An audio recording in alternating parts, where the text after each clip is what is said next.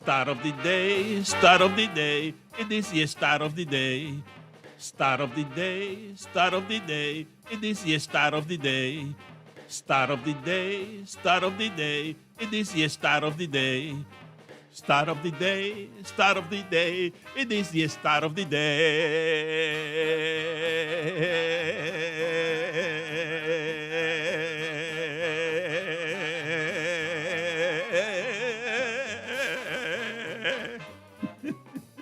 Dan, according to Hembo, at Paul Hembo on Twitter, since June 30th, when leading by 4+ runs in the 8th inning or later, the Yankees are 3-3. The rest of baseball, 129-4. I mean, they're getting their heads caved in by the Red Sox. They had a no-hitter yesterday, Yes, right? yes. Leading 4-0, and then all of a sudden they lose 5-4. There's another good stat of the day here. There have been 7 no-hitters in the majors this year, one short of the big league record set in 1884. The first season overhand pitching was allowed. I want you to imagine how shocking that was to this guy who's got a second job as a plumber, and he gets up there and he's like, wait a minute, we're going overhand now. Well, what came before overhand pitching? It had to be underhand, right? What else would come before that? Sidearm. Sidearm. What are you doing back there, Jessica? You're doing some sort of spinning motion? I was trying to do like a softball pitch, but I didn't want to knock over my coffee and hit Billy in the head. So there was a it like previous this. version of baseball where they're throwing like softball pitches. In 1883, apparently, they played baseball without overhand pitching. That's why I'm telling you, this Babe Ruth is just Justin Bohr. It's a totally different game. 1884 was not the era of Ruth, Billy. It's a slow Right around evolution there, from yeah. that to, here we are, Bohr, and can't even get a cup of coffee in the bigs now. Put it on Babe put it on the poll, please. Was Babe Ruth just Justin Bohr?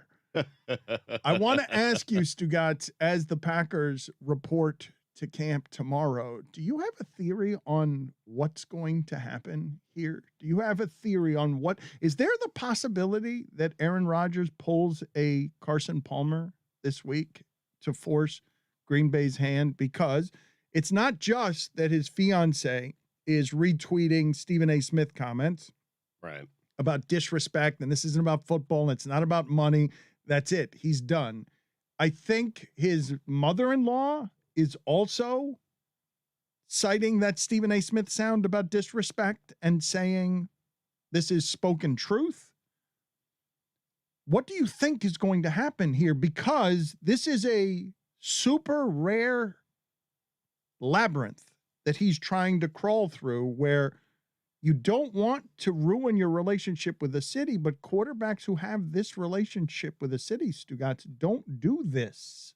They don't, but they also often don't feel this disrespected. He feels pretty disrespected. I think Aaron's not going to show up. I think he's going to try to force himself out of Green Bay, and I don't think he really cares what the fans think. I really don't. He certainly doesn't care what the organization thinks. No, Dan. he does care what the fans think, or he would be saying stuff, Stugotz. He's not saying anything. I think the fans, I think some of those fans, if not most of those fans, could kind of see where Aaron is coming from, where he's... I don't believe that. Really? No, I don't know why you would say that. Offered in Because, Dan, a guy like Stugotz, that, after all the years that he has had for Green Bay, all the winning he's Stugotz, done for you're that not team. attached to it emotionally. During a pandemic, turning down more money to play a game, that is a deal breaker for fans across the world. Across the world, where people are struggling all over the place, turning down the most money in the history of the game. It doesn't even matter what's being said after that. What you get a lot of is just go to work, dude. Right. Go play a game. That's an unfathomable amount of money. I don't know why this is the spot where you think that fans would be offering perspective and nuance. Because he's so great. Because turning down that offer to make him the highest paid player in the NFL and add 2 years to his existing 3-year contract, him turning that down would suggest, man, this organization really hurt the best quarterback we've ever had. I think the other thing that you're not taking into account in a divided America is what part of the country he resides in, and the idea that those fans would be not emotional about somebody taking away all of their feel good because he wants to leave because he feels disrespected, when so many of those people are like, What do you mean you don't like your boss and you're just going to leave? Do you know how much I don't like my boss? Those are Packers fans first, and then Aaron Rodgers fans. I think if you asked them, they'd say, you know what? I'd rather you retire than play for another team. If I was a Packers fan, I'd rather see him retire than go play for another team. Even knowing it would get us picks, I'd be like, no, you're not going to play here. You're not going to play anywhere. Just retire. I'm done with you. The only fans that will be happy to see him is whatever team he goes to. Everyone else will boo him or be mad with him. Especially because it's not like Aaron Rodgers is the franchise's only ever great quarterback. Like, Brett Favre has just as much of a place in Packers lore as Aaron Rodgers does. As Billy said, they're fans of this institution in the game of football, not just Aaron Rodgers. And also, you look at the situation in a vacuum, as we have on the show many times. They went 13-3 last year. They got to the NFC Championship game, and they were a play away from getting to the Super Bowl, which they might have won against that bad Kansas City Chiefs offensive line.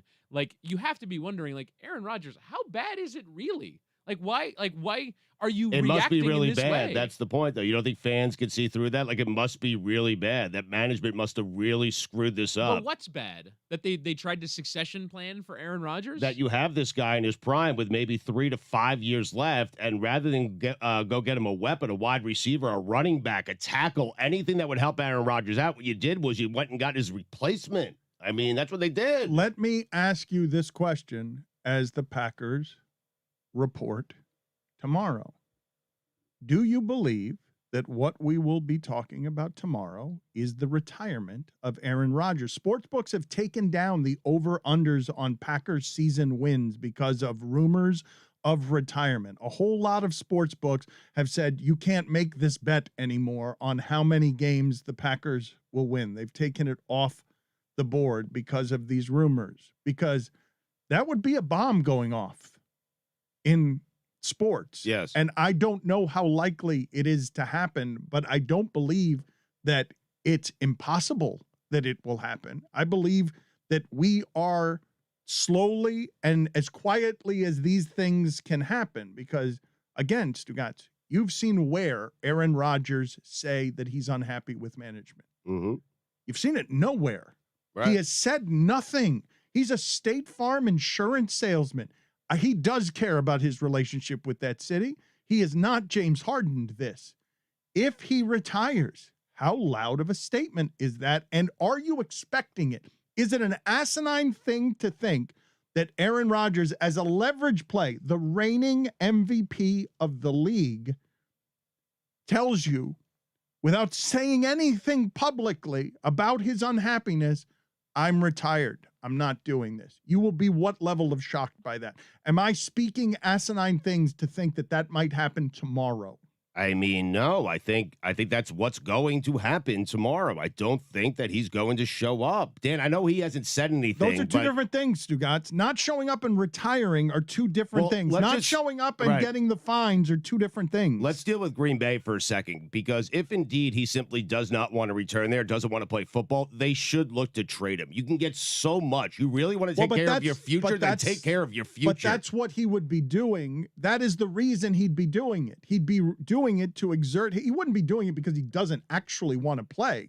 I don't think he's going to retire and then just quit the sport and not play anywhere. I think he's going to retire if he does retire, it will be to force their hand. It will be to make them do something that they don't want to do. I don't think, Billy, I understand spite. You don't make business transactions. He's the one acting out of spite, though. Like, he's the one doing what you say that you don't think that the team would do. He's doing that. Well, he's not saying anything, just to be clear. If he retires, it's out of Right. spite. This isn't Of Andrew course. Luck, who retired because of health issues or because he fell out of love with the sport. This is him retiring out of spite for an organization that he's tired of. But I don't think he'd be retiring to quit. I think he'd be retiring solely and exclusively to exert the leverage of retirement, because I don't believe a business reacts with the emotion of, fine then, retire. We won't get anything for you. We'll just be terrible next year. But it's a little bit of a gamble on his part, because if he retires, he can't come back during the contract period without having the Packers own the rights to him playing for them. And if he comes back, say, in a year, he's going to be a year older, a year without playing. Does he want to do that? He's a little bit older now. Is that really a smart decision? I don't know. What are the financial responsibilities for the Packers if he retires?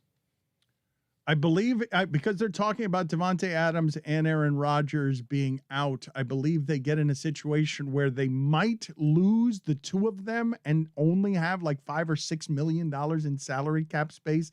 If they do, they're going to be bad. They're going to immediately become a bad football team if what looks like is happening there is what happens. But you could turn Aaron Rodgers into a young quarterback and multiple first-round picks, and it is your job to run that organization and make that organization better, not make emotional decisions, as you pointed out, Dan. And if that indeed is on the table, and it will be if they decide they want to trade him, why would you not do that? What I am watching here escalate because of what is happening, Stugotz. You have seen that Aaron Rodgers has been on Kenny Mayne's goodbye. He's been golfing in celebrity tournaments. He is slithering around the commentary about what's happening around him. He has not committed to anything, but he has also not gotten his way with anything that he has done. He has proven to be done with them. I think he is finished with them. So now how do you escalate it? You have a couple of choices. They're not good choices. There are no good choices here on what you can do if the organization is saying, hey, you're under contract and these contracts are one way. We can rip them up whenever we want. You can't do anything. You're under contract. The options are you don't show up to camp and you make the mess that way. You start publicly losing whatever fan base you think he still has the moment you start speaking ill and putting words on your unhappiness. You're going to lose more and more fans the more you do that, no matter how much you think you explain it. Or you just say, I am so broken and I am so done that I quit. I don't see any other options to escalate this other than the three ugly ones. But we're also acting like Aaron Rodgers is a hostage here that he can't get out. He could have gotten out. He could have been a free agent. He's chosen to be there. He signed contract extensions there. He signed in 2018. That wasn't that long ago. If you were so unhappy there, you could have left. I think he was happy there, Bill. I think he became unhappy when they decided to find his replacement. We signed an extension at ESPN. I mean, it sounds like the 2020 draft was the tipping point. So the extension in 2018. But he's gotten coaches fired. He got McCarthy fired because he didn't like that coach. Then they brought in another coach. He doesn't like that coach. Now he doesn't like the fact that they're drafting a quarterback. At a certain point, like, you have to wonder, is he a problem? And I know that that's not a popular thing, but, like, he seems to be at the center of a lot of these issues. But he sees Tom Brady, and I'm guessing he thinks he's probably better than Tom Brady, going to Tampa Bay, getting Gronk, getting Antonio Brown, asking for players, getting those players, having input. And he himself has zero input. How about scramble? How about you could have gotten into the end zone and made it to the Super Bowl, Aaron Rodgers? How about scramble and make your way into the end zone? How about that? It's a fair point. I also got to wonder about this Devontae Adams, Michael Jordan, Scottie Pippen thing that they posted. Like, can you really make that comparison? I don't think so. Why? Aaron Rodgers won one Super Bowl. Yeah. Devontae Adams was not on the team. And now there's this like allusion to like this last dance. Does that mean they're both coming back? I don't know. I trust Vegas. If Vegas thinks he's retiring, I think he's retiring. But I don't understand what that photo means. Does it mean they want to get traded together somewhere? What does that What does it photo, mean? what they put up, they both put up on their social media accounts a photograph of Michael Jordan and Scottie Pippen on the court alone, sort of fist bumping, walking off the court together. Love it, man. Love it. What do you think they mean by that?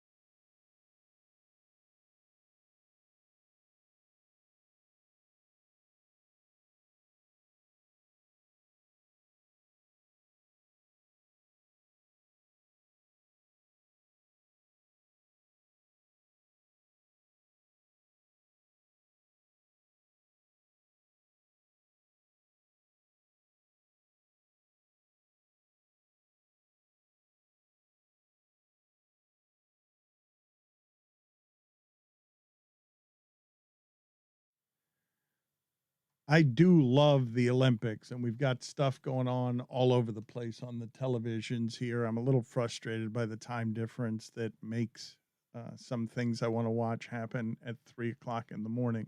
But it really is the height of some of the things that you would love about sports in terms of pressurization on things. And I also can't imagine what it is to be one of these athletes and to train for 4 years for something and lose by a fingernail because of the Now way 5 because of the years delay. right, where you're training this much through your athletic prime and you have to have the performance that doesn't make you lose by a tenth of a second. Right. And you care so deeply about this thing. Like a race walker was leading a race and then he pooped his pants and he cleaned it up with like an orange sponge. And he What? went from, it was 86 degrees. He was baking. He had to go to the bathroom. What? A race walker. And he went from first to eighth because, oh my God, I didn't prepare for a hot sun making the bubbling gurgling in my stomach. I haven't paid attention to what's going on in the pool in 5 years. And then suddenly the Olympics come around and it's Katie Ledecky last night going up against an Australian who beat her in the world championships. But Ledecky won the Olympics the last time they had an Olympics. And she holds the record in this event. She lost by a fingernail. She lost by a tenth of a second. She had her the entire time. The Australian caught her. I should know her name. Caught her in that final lap. That's how people watch the Olympics. It was gripping, Dan. It was gripping, but I don't know the names. It's just countries racing back and forth. Whittingham has a theory that there's only one American team that's being rooted against by Americans, correct? Yeah, it's the U.S. women's soccer team.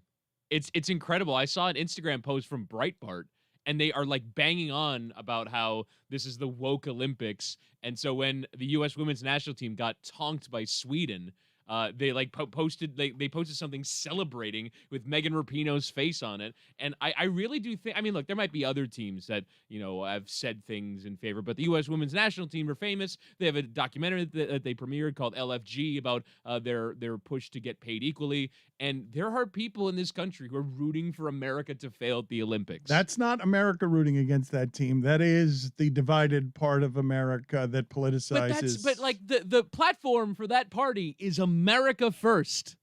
America first. Unless you want except we're equal playing- pay and yeah. you're gay or women. Right. Yes, America first, but only one kind of America. I actually had this happened to me yesterday, Stugotz. I was floored by this. I'm standing on a street. No lie, I'm not making this up. This is how it happened. I'm standing on a street and a guy is shouting. He's got neck tattoos and he doesn't appear to be drunk, but he appears unbelievably angry. And he's screaming, there's one blood type in the world, and then it's racial slur, racial slur, racial slur. And then he walks up to me and he's like, you got a couple of bucks I can borrow? Did you? I spent the rest of the night with him. We just were hanging out, having drinks, having a great time. He came over to the house. We spent a lot of time there. Did I? Did you manage to talk him out of his viewpoints? Or? I just am sitting there staring at him, and he was doing it like somebody got into it. There's no way the audience that this person was walking into didn't end up in violence somehow with someone hitting this dude, because I don't know what was the matter with him, but he seemed insane but not drunk. This was not something that he was doing drunk.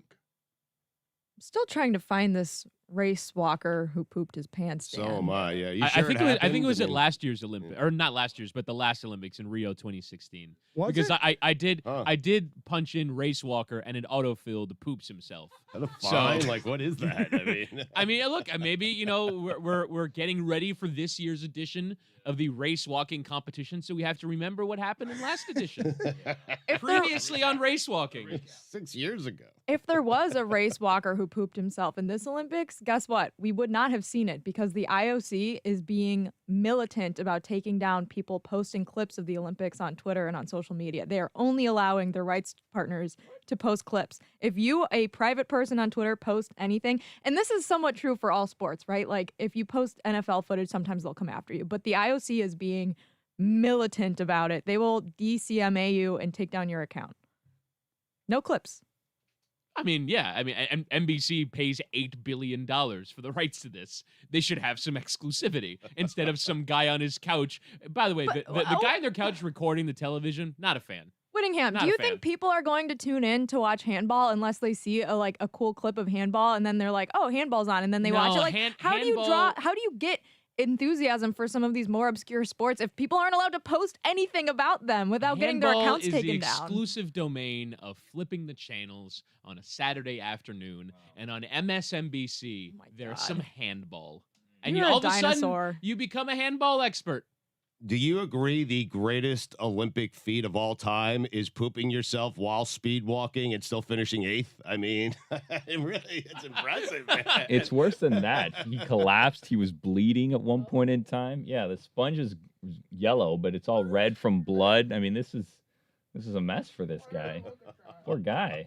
Point being, you trained for something for 4 years and you just didn't account for bubble gut.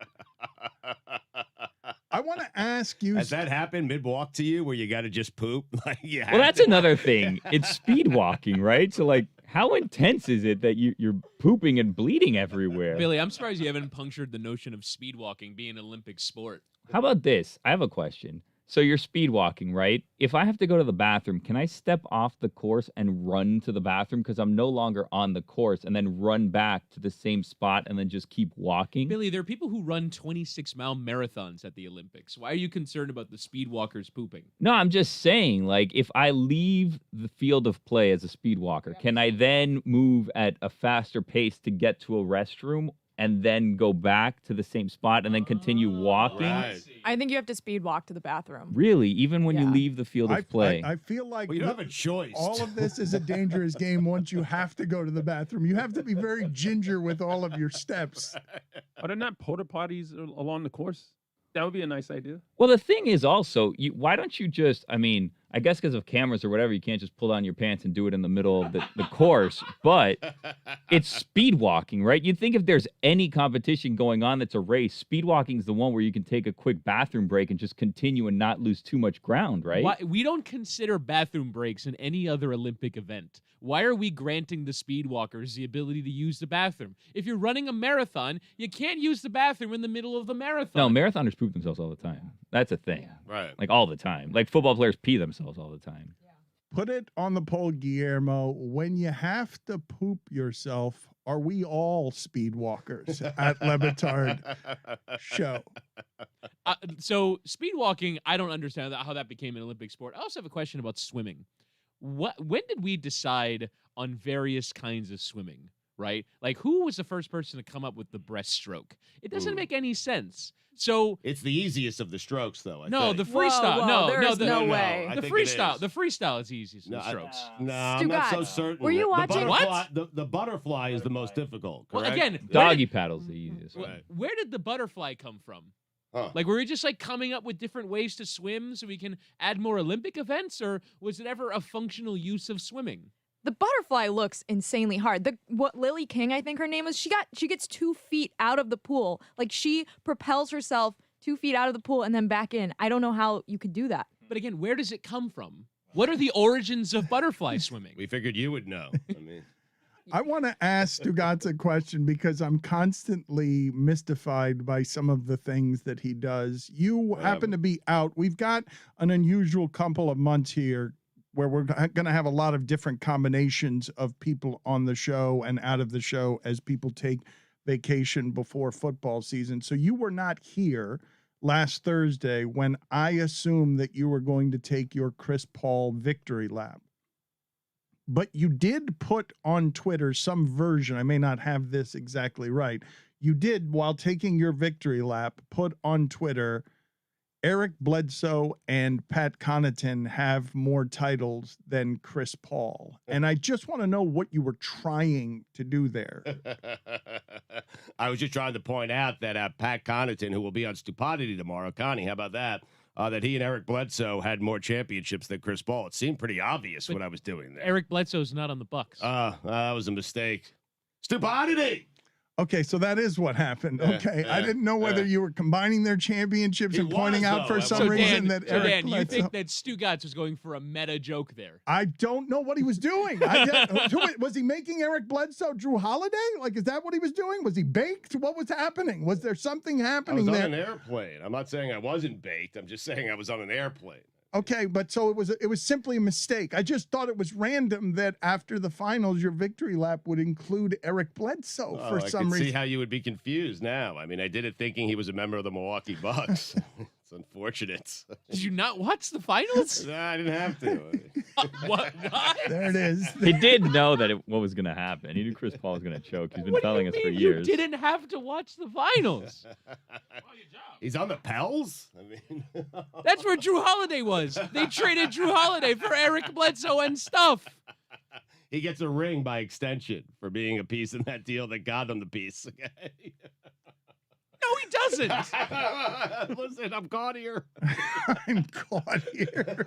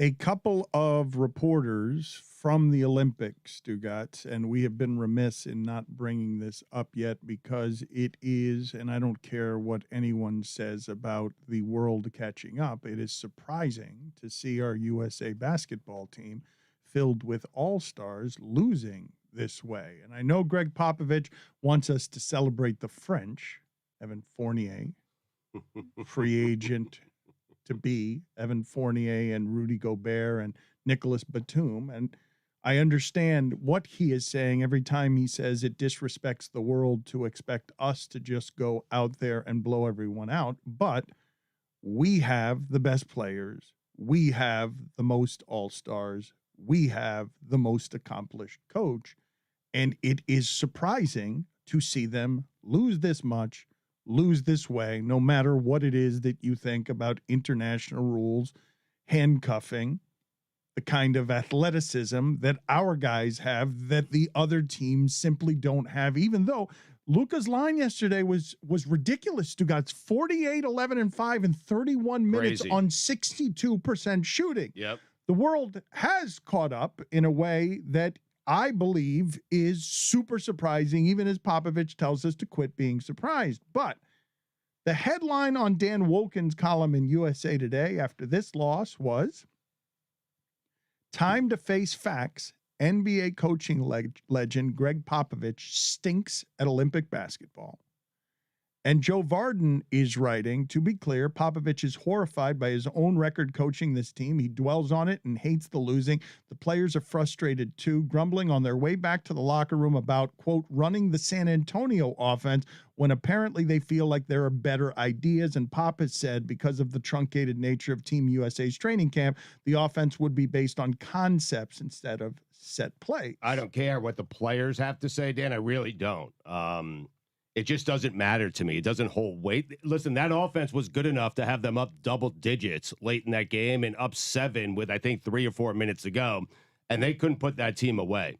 They have Kevin Durant. They have Damian Lillard. They have some of the best players in the world. They have a really, really good team despite having JaVale McGee on that team. But they have a really good team. I don't want to hear from the players. I don't care what offense you're running. I don't care who your coach is. I don't care what's going on. You're up double digits against an inferior team. Put the game away. I don't want to hear from them. Okay, you said that 4 times, and you didn't hear from players. I was quoting writers. There weren't players saying anything. I don't want to hear the reports that players are frustrated with Greg Popovich. But you didn't put the game away. But you didn't hear. Okay, you didn't hear. That's right. Just fix it. Dan, I don't care if I'm coaching, you're coaching, Whitty's coaching. I don't care who's coaching that team. When you're up double digits on the French in the second half of an Olympic game, put the game away. That's it. Thank you, Stugotz. That offense was fine to get them up double digits. Okay, you mentioned all this. I would like to explore the next step beyond the easy stance of how embarrassing it is that our basketball team is losing more games than it ever has in this tournament. The thing that I think is I believe Popovich's Olympic winning percentage is worse than his San Antonio Spurs winning percentage. And all of the dismissive, the condescension when reporters ask you questions, the grumpiness. Right. Whole hell of a lot less charming. When you're not winning. When you're looking like you have the clearly best players and you're not winning. Right. When your smarts aren't doing anything when we know you have the best dudes. Like, we're watching and we know who those guys are, and what they are is not Evan Fournier. It's Kevin Durant out there looking ineffective out of nowhere. Right. But Damian Lillard was bad. Was. Tatum was bad. Yep. I mean, they had many open shots at the end of that game, wide open threes that could have won the game, and they missed it. That has nothing. All I'm saying, Dan, that has nothing to do with an offense. That has to do with those guys missing big shots. That's it. Doesn't it feel like they're just kind of exhausted after this protracted NBA season where everyone got hurt and went all the way until July. They didn't really get a long break. It would make sense if Drew Holiday wasn't so good in the fourth, in the second half of that game. You And know, also- Batum played late into the season. I mean, everyone's dealing with the same stuff. Fournier, I Yeah, mean, that's true. I guess Gobert did too. Yeah, I just Yeah. don't know if I'm a Team USA Olympian going through the bubble and then the season, if I really am like super invested in winning a gold medal. I will say, like, to Greg Popovich's point, we should credit, like, these international teams always have the benefit of, there's no doubt as to who's getting picked into a French national team. You pick whatever you have, and those guys play together a lot at international tournaments, whereas the U.S. just show up at every tournament having thrown together a team 3 weeks before. And it has more talent, but, like, you're going against teams that have been together for years as opposed to teams that have been together for weeks, and that has an impact. If you're going all the way to Tokyo, though, right, with everything that's going on and how unpleasant this is, wouldn't you want to go out there and win and dominate instead of just going there and, like, Make it losing, worthwhile? Yeah, why would you put yourself through all of that? I reject Jessica's premise that they're not invested. They're playing for free. They could be on vacation. If they want to go do something that is not invested, they could go to Cancun. They could go on vacation. They could go anywhere that isn't Tokyo during a pandemic for an Olympics that probably shouldn't be going on, so that they could get the embarrassment and shame of being the worst team in the history of USA basketball. Which do you think has been more embarrassing for Kevin Durant? The way that these games have gone, or Team USA singing him happy birthday not on his birthday? He looked so angry, and he looks like the guy in every group of friends that, like, you'll go to Chili's, and every time you go, you'll tell them, hey, it's my friend's birthday. Come bring him a cake, sing him a happy birthday, just so that he'll get super embarrassed and upset at you the whole time. Because his birthday's in September, I think. And they were all singing him happy birthday, and he was just looking around, pissed off at Draymond Green and at Bam and at everyone else who's, I guess he doesn't want attention, but they were all giving it to him. Put it on the poll. Who have you seen roar with laughter that is joyous less? Kawhi Leonard or Kevin Durant? Because when you said he looked angry, I'm like, how is that any different than he always looks? He looks like he's someone who's not terribly happy. We all agree, though, if Team USA does not win the gold medal, it's Coach K's fault. I mean, cowardly decision not to coach this team. Go full retirement. Coach K's fault? I mean, I Yeah. understand where she's going. Yeah. It's a Yeah. good take. It is. I mean, I'll put it on Kevin Durant, but you can go Coach K. That's certainly one of them. Yeah. Greg Popovich can't do the job. I would figure, like, No, who do you imagine is among the bottom NBA coaches at the moment? Whoever that person is should be able to lead the United States to Olympic gold. Witty, Coach K, he's used to coaching amateurs, people without egos, and he brings everyone together and gets them to play with one another. And that's how he's become such a great Team USA basketball coach. And then he just retired and said, Pop, you do it. Like, come on. If Randy Whitman were coaching Excellent example. this Excellent. USA team Yeah. right now, Scott Brooks. we'd be blaming Randy Whitman for how it is that they look, but we can't do, like, it's Popovich. Like, what are we supposed to do? This can't be coaching. Whatever the difference you think is between Coach K and Popovich, it can't be that much. You think after these losses, Monty Williams is like, I need to board a plane and go talk to this team. Really get them in the right frame of mind. Show them how to do it. How is this going to go with Amin in Milwaukee after getting dragged for calling Monty Williams, look at me, Louie? I gotta be honest with you. The fact that we're involved in this in one way and none of us knew this was going on doesn't bode well for Milwaukee knowing this is going on when Amin shows up there. Oh, but we have organizational problems and we have communication problems and we have people in New York and we have people here and we don't, I mean, we are Stugotz didn't know Eric Bledsoe wasn't in the finals. Like nobody Still knows. shocked. Nobody knows anything around here. Nobody talks. We're just sort of floating around, drifting, and next thing you know, Amin is in a dunk tank. And I do believe we're going to have to do this twice. We're going to have to. He's getting dragged on two fronts. He's getting dragged on the Milwaukee take, and he's getting dragged on the Monty Williams take. So he has made both teams angry that we're in the finals. I don't think people that listen to the show realize, like, there's no, like, pre-production meetings. Like, we just go. Like, I started not that long ago, and you're right, Dan. No one talks. We just, like, do a show, and then we move on. Stugotz doesn't go to any of the meetings, and that's it. We have meetings. I want to ask you guys something that has been bothering me around South Beach as it gets more and more crowded, Stugotz, because you have a lot of people moving to South Florida as the country finds itself in upheaval. I don't know if you've been reading at all near you what is happening in Palm Beach, but there were 22 sales in Palm Beach real estate here recently. Since March of 2020, 22 sales of homes for more than $40 million. Wow.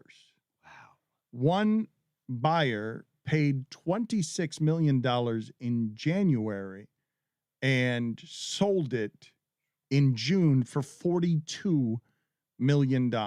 So a whole lot of people are moving to South Florida, and it's getting more and more crowded. And my question to you is, because of how small South Beach actually is, and because one of my great pet peeves is that Uber drivers think that they can just stop wherever it is they want to. But with the proliferation, the combination of Uber drivers with another set of people that park wherever they want in a city that doesn't have a lot of parking, should Amazon trucks be able to park wherever it is that they want to park? Because they do. And I'm asking you, since everyone is using Amazon and it feels a bit like a public service, and you can't ask these drivers if you want your packages to go spend, hours trying to find parking, should Amazon truck drivers be able, as they're doing, whether we allow them or not, to just park wherever they want and put their hazards on and say, I'm just going to be here in the street and this is how I'm going to do it, and I don't care that the traffic it causes? I believe they should. I am totally with you on Uber drivers. It drives me crazy. It used to take me 5 minutes to get out of here. It takes me like 25 minutes to get out of here sometimes, simply because they stop wherever they want. They're dropping people on. That can't be true. I enhanced it by at least 15 minutes. It can't be true that it adds 20 minutes to your drive because 70 seconds you are tops. slalom coursing through Uber drivers. It's just ridiculous what you're doing saying. It for effect. Okay, but it seems ridiculous to add 25 minutes to a drive because Uber drivers are just stacked on top of each other, getting in your way.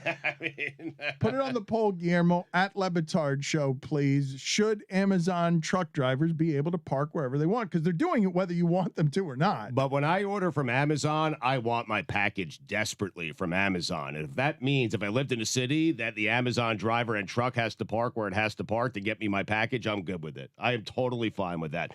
That's an exception. I'm not certain there are many other exceptions in terms of parking wherever you want, whenever you want, but that would be one for me. Now, are you kind of objecting because Amazon trucks are new to this? Amazon used to send all their packages out with the USPS and with FedEx and UPS, but they just kind of realized, we can get in the shipping business too. So did you have an issue with UPS trucks pulling up to the front of places, or is it just because Amazon is new to this game? It's the proliferation. It's not the new to the game. It's how many of these trucks there are. It's how often I'm seeing it and how often their cold metallic colors make me feel like I'm in communist Russia when I live in paradise.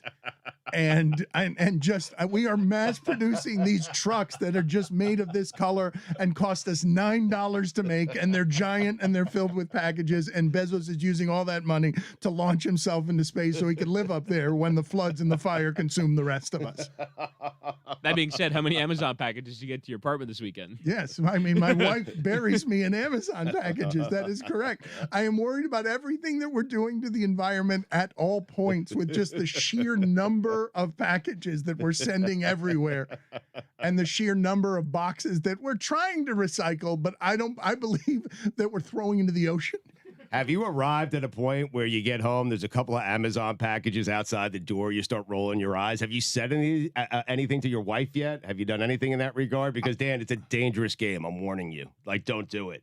I do it all the time. I'm like, what's going on? How many boxes today? Can we go a single day without getting boxes? And then she opens it up, and it's paper towels that I need, I am marveling at just a couple of things that are... What, Billy? Why do you order paper towels on Amazon? She does. She orders everything on Amazon. It's crazy. A lot of Amazon people are Fresh. doing that. You don't have to do grocery shopping. Yeah. Just have it all delivered. You can have it like recurring deliveries, or like, I probably need paper towels once every 3 weeks, and they just show up once every And 3 weeks. Amazon is cheaper than everything else. It's cheaper. You are now, the reason Bezos is so rich is because he has rigged the system and made it more convenient and cheaper for you to get everything from your computer than going out and having to purchase it. But there are a couple of things here that have changed so quickly in the last, I don't know, just a few years, Stugotz, that despite how crowded, I'm telling you, South Florida is with people rushing down here to buy real estate, I went to see at the theater, and it's a giant theater. Right. Anthony Bourdain's documentary the other day, and the theater, I had it to myself. It was like a zombie apocalypse because the convenience of doing these things from home, whether it's your groceries or getting your packages or streaming movies and having it be cheaper on your couch or on your bed than having to get up and go do it. I liked having the theater to myself. I want to now go treat this giant playground. So guys, there wasn't even anyone at the box office. I had to go to the concession stand in order to buy my tickets in a giant, You were headed there anyway, though. sprawling theater. You were very eager to get that joke in there, as if you were so Sorry, You're what a not mean, sorry. I mean, You're not sorry. You were so pleased with yourself. Terrible. You were so happy with yourself. While you were there, though, 2 birds, 1 stone. Yeah. The And you know what? popcorn, Sour I Patch can't help Kids. myself with the popcorn. Overpriced popcorn. Yeah. But I had to go to the concession stand to buy the tickets because they've removed the need for a box office because there's no one there. And it's a giant sprawling piece of real estate. This is a piece of real estate that would cost hundreds of millions of dollars where it is. They cannot pay for themselves with the amount of popcorn I'm buying.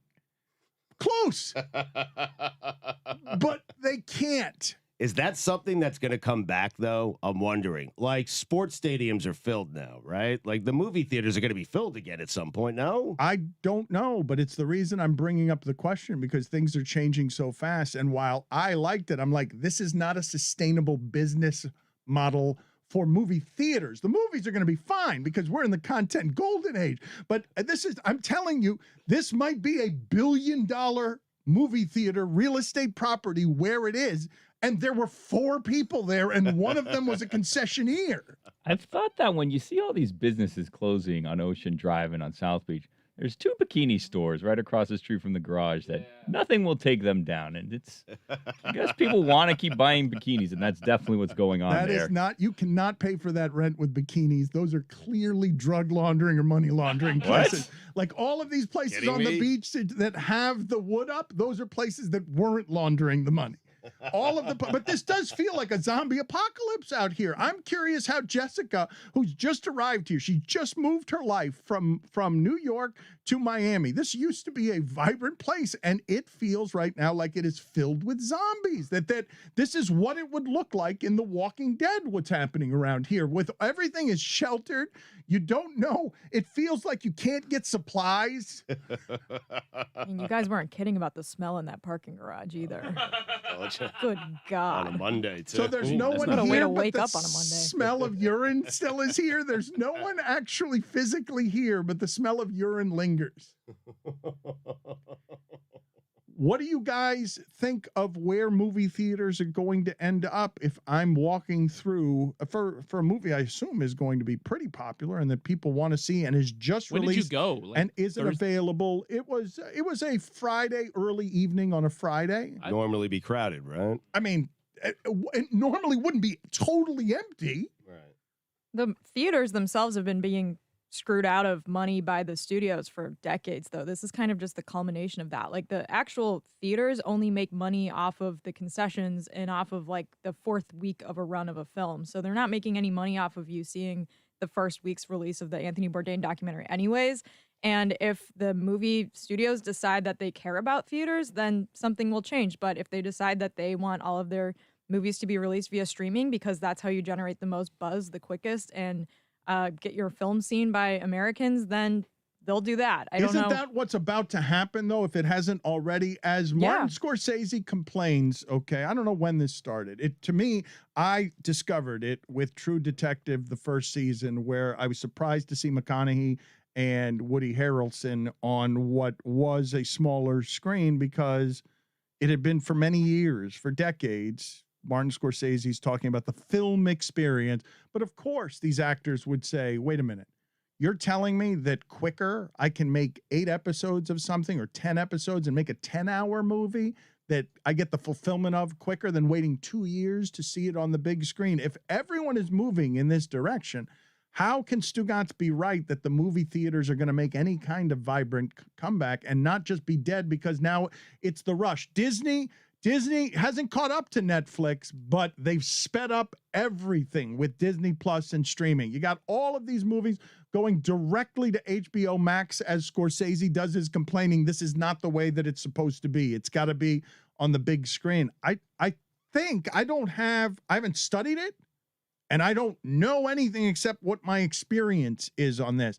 But I think we've arrived at already the movie theater's dead. We just don't know it. Yeah, because ultimately, the convenience of sitting at home on a Friday night and deciding what you want to watch, not having to encounter people, and you can just press a play button, and every movie in the world is just there as long as you pay $9.99 a month. Like, that experience has to be topped in some way. Just as, for example, you talk all the time about the Red Zone experience being way better than going to a game in person. Ultimately, the experience has to be better, and movie theaters have tried everything. They've tried turning it into restaurants. They've tried serving you wine. They've tried everything, and ultimately, people just choose, particularly post-pandemic, to just be at home. Stugotz, you have heard me say that with our addiction to the devices, one of the great untreated addictions in the history of humankind, that we are more disconnected than we've ever been, even as we're more connected. Go ahead and walk down the street and you will see people in their phones, and you will see people taking pictures of their lives and editing it so that they could put it on their social media. But what is happening right now with the technological evolution is absolutely an isolation of people who don't have to interact with others that is creating a film of mental illness. It is a film of loneliness that you don't want to go out to the mall anymore to buy anything. You don't want to go to the grocery store to buy anything. You don't want to go to the movie theater to interact with people. Well, you don't have to. Right? When you don't have to, if you're going to keep making it convenient. And I do think that people like Bezos are making a whole lot of money on making us lonelier. Making us as a people lonelier by making things so convenient and so cheap that you keep coming home and fighting with your wife because she's got a bunch of packages there again. Bezos is actively ruining your life. Here's the business plan. Let's make him never leave the house. It's fascinating that it's happening to us. We're all watching it happen as he shoots himself into space, as part of the country's on fire, part of the world is flooding, and we are more disconnected and lonelier than we've ever been, and it's all going into one man's pocket. And we're celebrating. Congratulations, Jeff Bezos. You did it. I feel like this is the culmination of Greg Cody's Back in My Day. Because all of Greg Cody's Back in My Days, in some respects, are about the inconvenience of convenience, right? That is probably the greatest through line through all of Greg Cody's Back in My Day, is that the inconvenience of doing something the hard way actually has some secondary benefits. And if we keep getting spoon-fed everything, the convenience of convenience allows us to disconnect from broader society. The convenience Greg Cody, of a convenience. visionary. That was deep.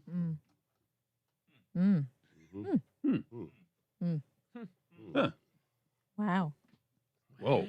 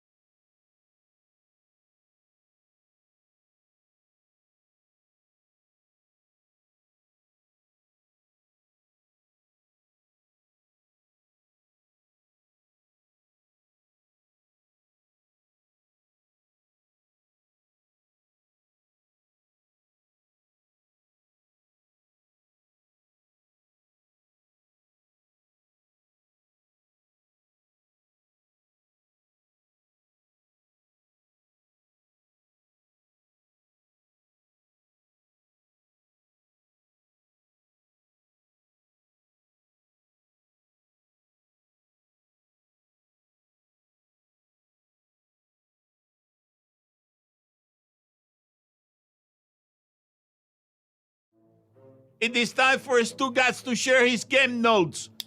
No one in the media will tell you what happened better than my boy Stu. Dan, they were canceled last year due to a global pandemic. They probably should have been canceled this year because of that same global pandemic. But with a French victory over the United States in men's basketball, and despite the concerns of an emperor, Dan, make no mistake about it, the Olympics are back. You love I do. the existence of an emperor. I really do. I want to be one. The Summer Games. Speaking of back, hello, NFL. It's back, Dano. Very excited. Are you? Not yet, Stugotz. All right. Didn't see the United States-France game, but I'm guessing Tony Parker had a big night. Nelson Cruz will be playing baseball forever.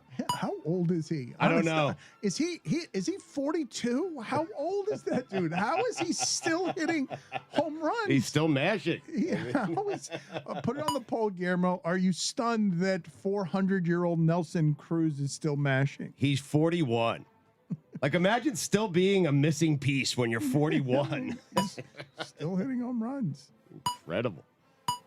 Harrison Bader. Great head of hair.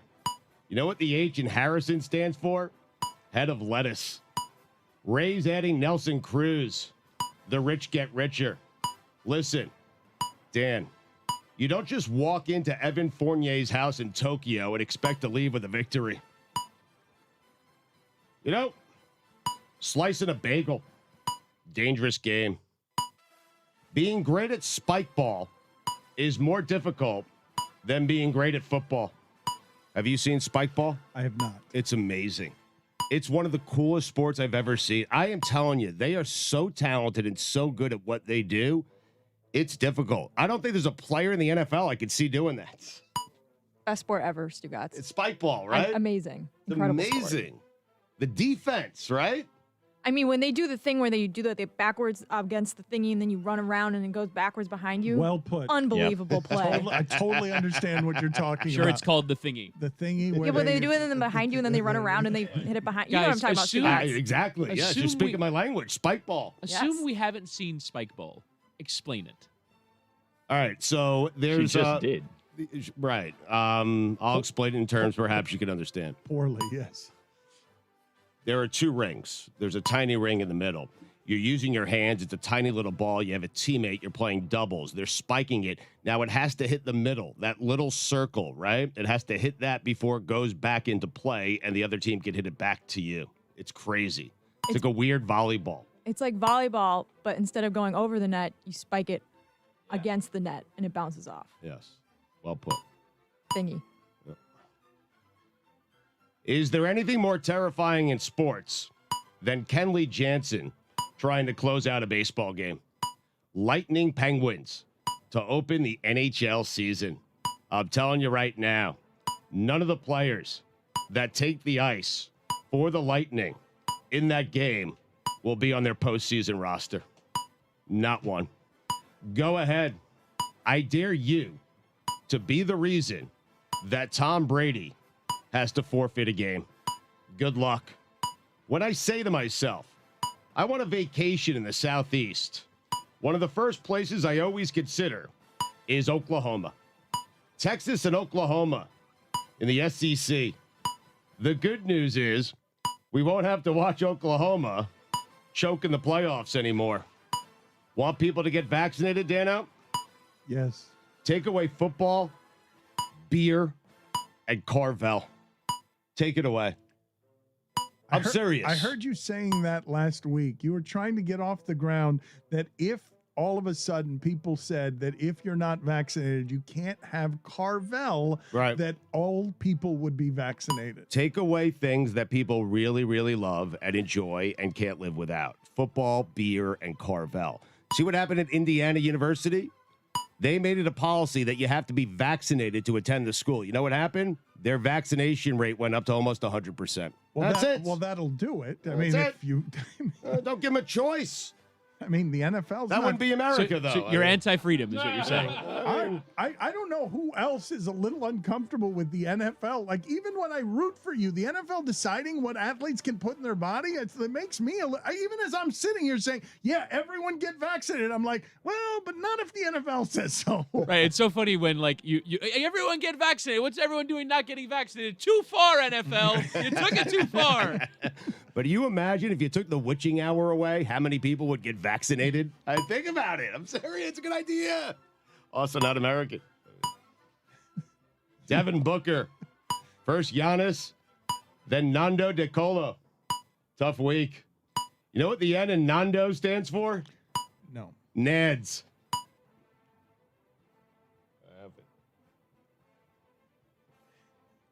Fuck that one in. Cardinals linebacker Chandler Jones has requested a trade. Guess it didn't take him long to get tired of old J.J. Watts. Blaming Watts. Idiot. That's the truth, though. Chris Middleton, do it in a big game. Kevin Durant, we're back to square one. To the man at the Sagamore Hotel who walked into the bathroom and announced, without breaking stride, that what goes in must come out. Okay. I love you. You are him. I am. Also, based on the sounds I heard coming from inside that stall, it didn't seem like whatever went in wanted to come out. I was pushing. Okay, yes, we gathered, Stugotz. Yeah. Thank So you. they hammer home the point. Subtlety, always a strength with you. Also, I think the saying is, what goes up must come down. That's right. Yeah, Right? Okay. that is correct. Regardless, sir, I love you. Luke Longley is getting a 2-part documentary on ABC. His account of the Bulls years. Oh, come on. I'm there for that. Come on. I'll take anyone's account of the Bulls years. Put it on the poll, Guillermo. Will you take anyone's 2-part documentary account of the Bulls' years? Death, taxes, and every 4 years, everyone becoming an Olympic expert. An annual tradition unlike any other. Odell Beckham eyeing the Super Bowl. Odell, how about you stop eyeing a Super Bowl and actually get to one? Thanks. Whatever. Just you happened. Sorry. Nibs. Great plain snack. Little nibs. You like those? I do like nibs. Red licorice. I do like nibs. That's so good. Damian Lillard. You had all the help in the world and lost to France. Dame time. More like lame time. Oh, God. It wasn't that we lost, though, Dan. It's that we lost to France. I want to be part of the Seattle Kraken. That's it? That's all I got. Like It looks fun. Play for them or what? You Roy, do it look fun? wanna The be in Kraken their- are having fun. You want to be in their front office or what? I just want to be a part of it. Oh. Front office. I'm above my pay grade. A U.S. Open victory sandwiched in between a couple of positive COVID tests. Quite the COVID sandwich for John Rahm. Bumper cars. Dangerous game. What? They really are. You don't realize it when you're a kid. Everything, nothing's dangerous when you're a kid. Try those things as an adult, because I did. Dangerous. I got whiplash. What? Neck hurts. Bumper cars, dangerous game. This little kid, this rascal got me, Dan. Yeah, T-boned. Two of them, they teamed up. I mean, these kids, they're experts at it. Bumper cars. Greg Popovich. If you can't handle the heat, get out of the kitchen. Pop. Greg Popovich. Give it a rest. Pop. Now the French are better than us at two things: basketball and being obnoxious. The final Sunday without football should be a national holiday. You agree? No. What? The final Sunday without football. You already want to make it. Are you talking about Super Bowl Saturday? You're talking about. Well, no, I'm talking about the final Sunday, which I believe is coming up this week, right? This Sunday is the final Sunday you'll have without football for many months. That should be a national holiday. Oh, without football, Oh, you're yes, saying a yeah. national, just so that we could sit around waiting for football. That's what you do for the holidays. Yes. Okay. Oh, God. Leonard Fournette, allow me to explain. There's this thing that is trying to kill you, and there's this other thing that prevents it from killing you. Choose the other thing. Just me, or does it feel like Deshaun Watson should have more important things on his mind than arriving to training camp on time? Missed it, Dan. Did Chris Paul use the excuse that his hand hurt after not using his to shake any of the Bucks? The C in Chris Paul stands for classless. People who jog uphill and judge those walking down the same hill go to hell. Speaking of hell, Art Briles. Dan, those are the weekend observations.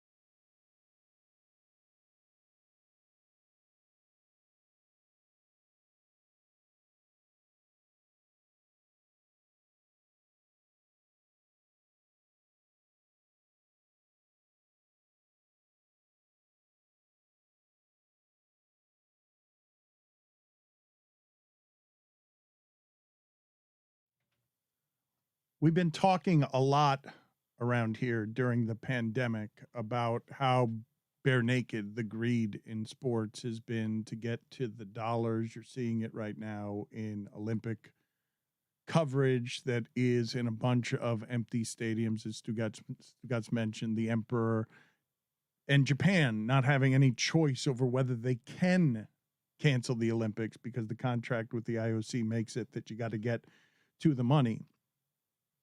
And I have found it a bit inescapable that as soon as the players start getting money in a way that allows Alabama's quarterback to get $1 million in endorsements as a sophomore before he's taken a snap, that Texas and Oklahoma are like, bleep it.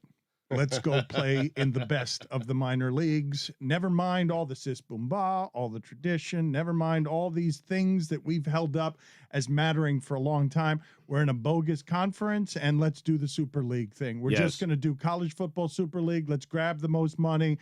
You see what's happening for a long time here, ESPN and just television dollars, as the rule book hasn't changed over many, many years in the distribution of those dollars. The dollars have exploded, and ESPN is increasing its hold on the sports rights business with very few competitors. And the SEC is the closest thing we have to the NFL. Texas and Oklahoma have held up a bogus conference for a long time. Why is anyone going to care about all of those bottom feeders in that conference the moment that Texas and Oklahoma leave? All of those teams that exist only to lose to Texas and Oklahoma. Right. Well, now they have a shot, right? They have a shot at winning that conference if this goes through, and it wouldn't happen until 2025. It's going to be interesting. I have never heard, Smetty was saying this during the break, that she is upset about this because she loves watching Big 12 football. I've never heard anyone say that. I'm sorry. Air raid, Stugotz. Texas Tech with Patty Mahomes playing Baker Mayfield at Oklahoma. That was like one of the best games of the decade. And also, Dan, not to correct you, but I kind of have to. Texas hasn't won the Big 12 in 15 years, since 2009. So I guess 13 years. Right.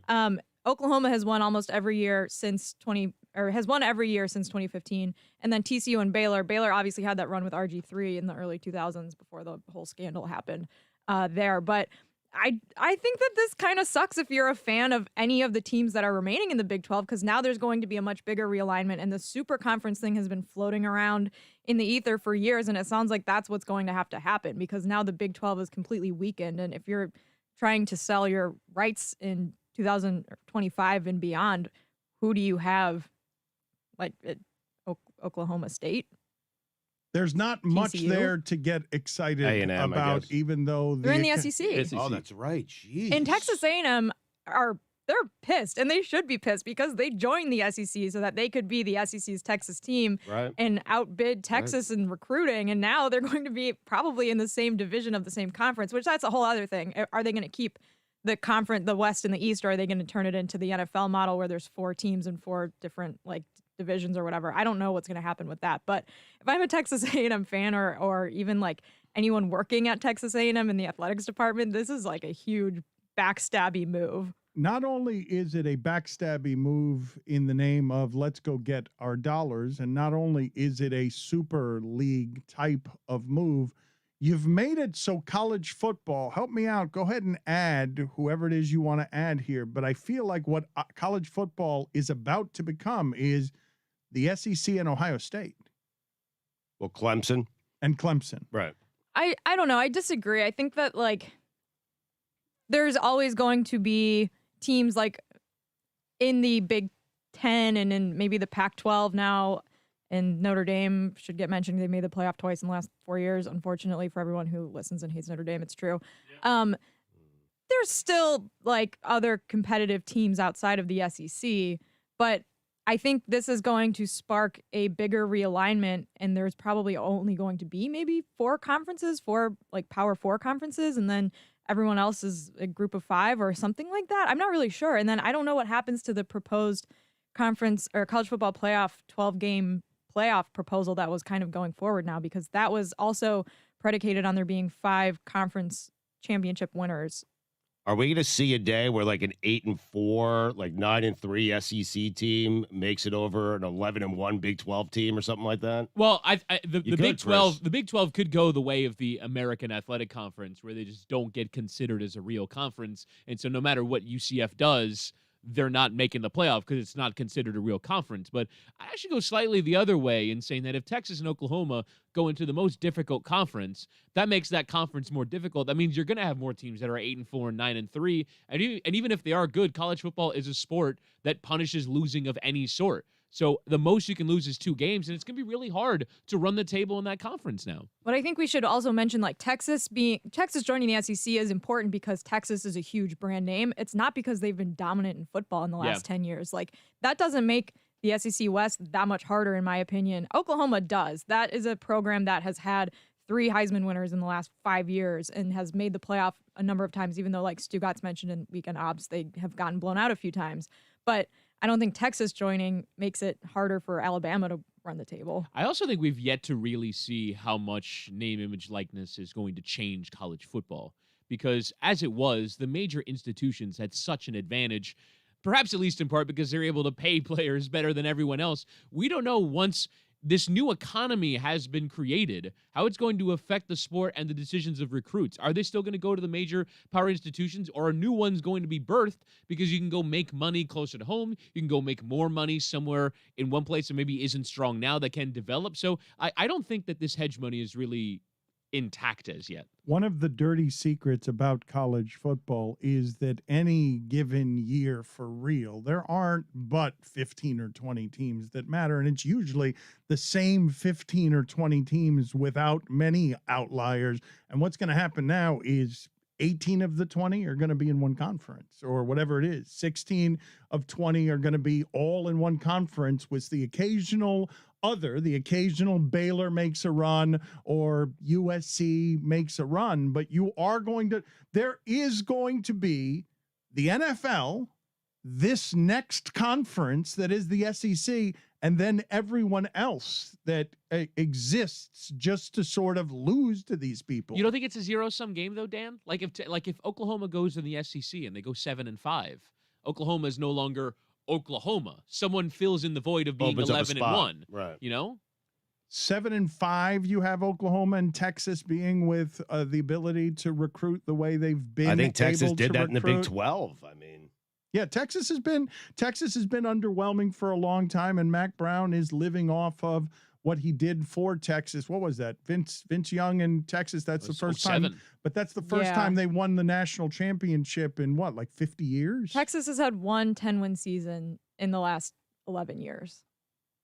And they're thinking that just by getting all of that money and getting into the SEC, that they will elevate themselves by being in that conference and competing. I mean, Mike Leach couldn't do anything there. It's early, right? Mike Leach and Lane Kiffin went to programs that are bottom feeders. I mean, you got LSU, Georgia, Alabama. I mean, you got the best programs in the country, and now you're adding Texas and Oklahoma. It's crazy.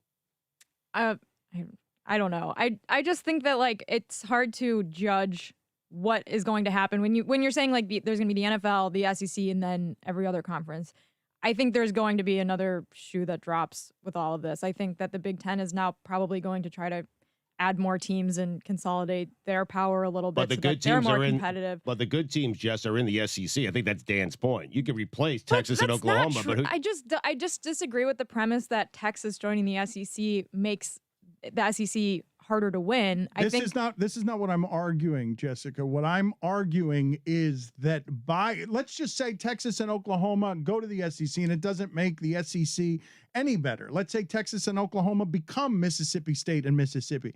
It still cripples the Big 12. It's just the relevance of those programs, the fan bases, the national interest in a sport that has mostly regional teams. Those are national programs, and now the Big 12 doesn't have one of those. They simply, there is not a good reason to watch Big 12 football the moment those two national programs, just like Clemson does that for the ACC, just like Clemson does it for the ACC, Texas and Oklahoma did that for the Big 12 just by existing as a national power or the illusion of a national power.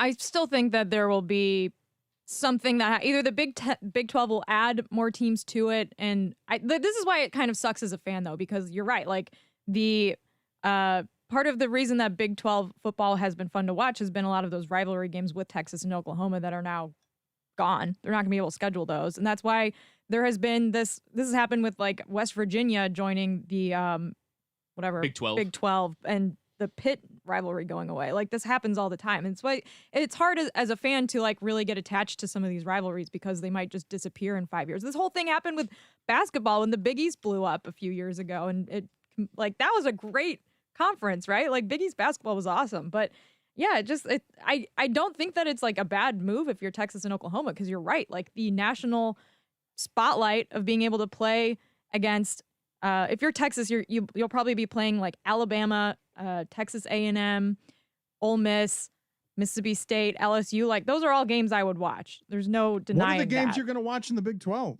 Other than gamblers, what are the games that are going to be watched in the Big 12 and regional rivalries? It's always been for me the most fun stylistic conference. Like if you just want to watch touchdowns on a Saturday, you watch Big 12 football. And I would presume that the programs that remain will carry that on, but it ultimately will feel inconsequential as, I don't know, Memphis playing UCF does because it doesn't have any national title implications. These games have to have implications. I guess the question is, if the SEC is going to hoover up college football, does it hoover up your interest in the ACC, the Big Ten, and the Pac-12? Because the SEC feels like the only thing that matters. You're saying Kansas and K-State's not a good enough rivalry for you? No. I mean, I don't know. I kind of lost my train of thought there. Your point was that you still like the style of Big 12 football? Yeah. Stylistically, like it's fun to watch, but again, if it feels it like amounts to nothing, though. Right, exactly. If doesn't- they're bumped out of the college football playoff rotation, then it's meaningless football and you won't watch it. But it won't be. I mean, depending on what happens with the college football playoff now, it kind of depends on a lot of things, but you can see like let's say the Big 12 adds Houston and UCF, just for an example. I just made that up. I don't know if that's going to happen. But you can see now one of those teams play for a spot in the national championship or in the playoff, I should say. I don't know if I want to see that, though. But if they're good enough to win a conference, then they'll make it. And but it that doesn't matter if conference- you want to see it or not. If they're good, you'll want to see it, right? Well, that's why I'm asking. I'd rather have the fifth best team from the SEC over whoever wins the new Big 12. On you what know? basis? I think On the logo? No, yes, bigger brand, harder schedule. I believe they'll play a harder schedule than any of the Big 12 teams will play. The part Yes. the part that to me, just symbolically coming through this pandemic right after, you saw everything that happened with the Pac-12. You saw that they went for money more aggressively than all of the other conferences. And eventually everything got a little bit back to normal. And now we're in a space where college quarterbacks are going to get $1 million in endorsements to play.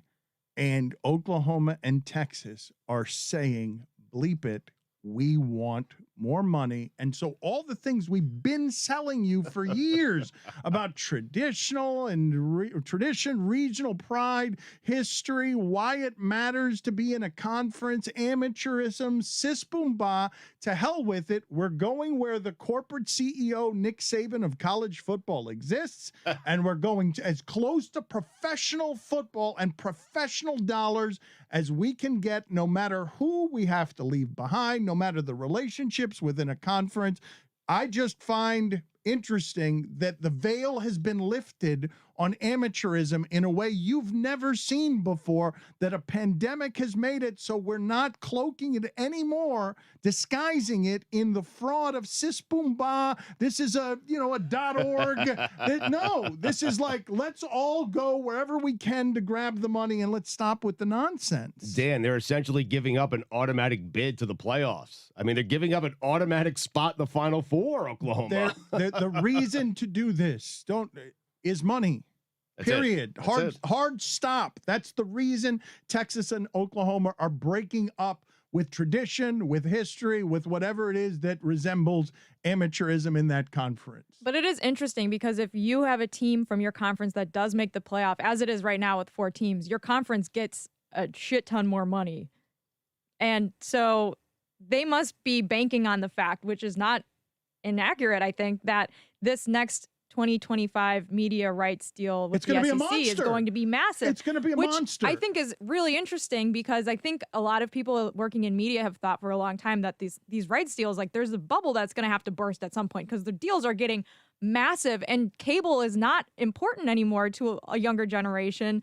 And so I don't know, like, what, Whitty, what? I mean, that bubble ain't bursting. Like, there is no evidence. Even if the games have to move to ESPN Plus at some point, there is no evidence that bubble is bursting. ESPN None. is going to throw so much money at everything. They did already. They bought out SEC CBS. network They did, at yes. So They bought out CBS for that we afternoon should ask kickoff. Skipper. I just saw Skipper wander over here. Ask him what that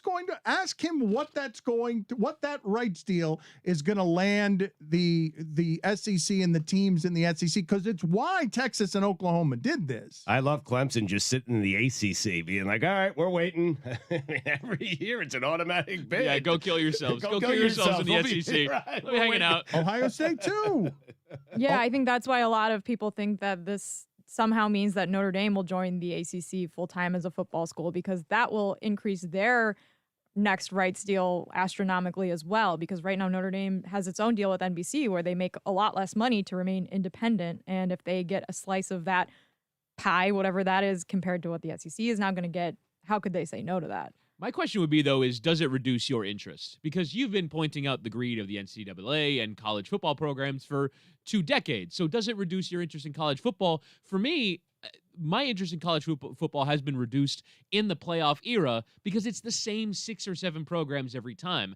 I don't know if this merger of Texas and Oklahoma with the SEC would reduce that problem or add to that problem, because I am bored of seeing Alabama, LSU, Clemson, and Ohio State in every playoff. LSU is pretty recent, Chris. It's been Right. 3 teams for a decade Sure. now. It's Sure. been 3 teams, and Oklahoma gets in or Notre Dame gets in, and you know they're going to get blown out, and then they do get blown out. The occasional Wisconsin. Occasional Washington. Notre Dame covered in the Oh, Sugar get out of here. Rose Bowl. So.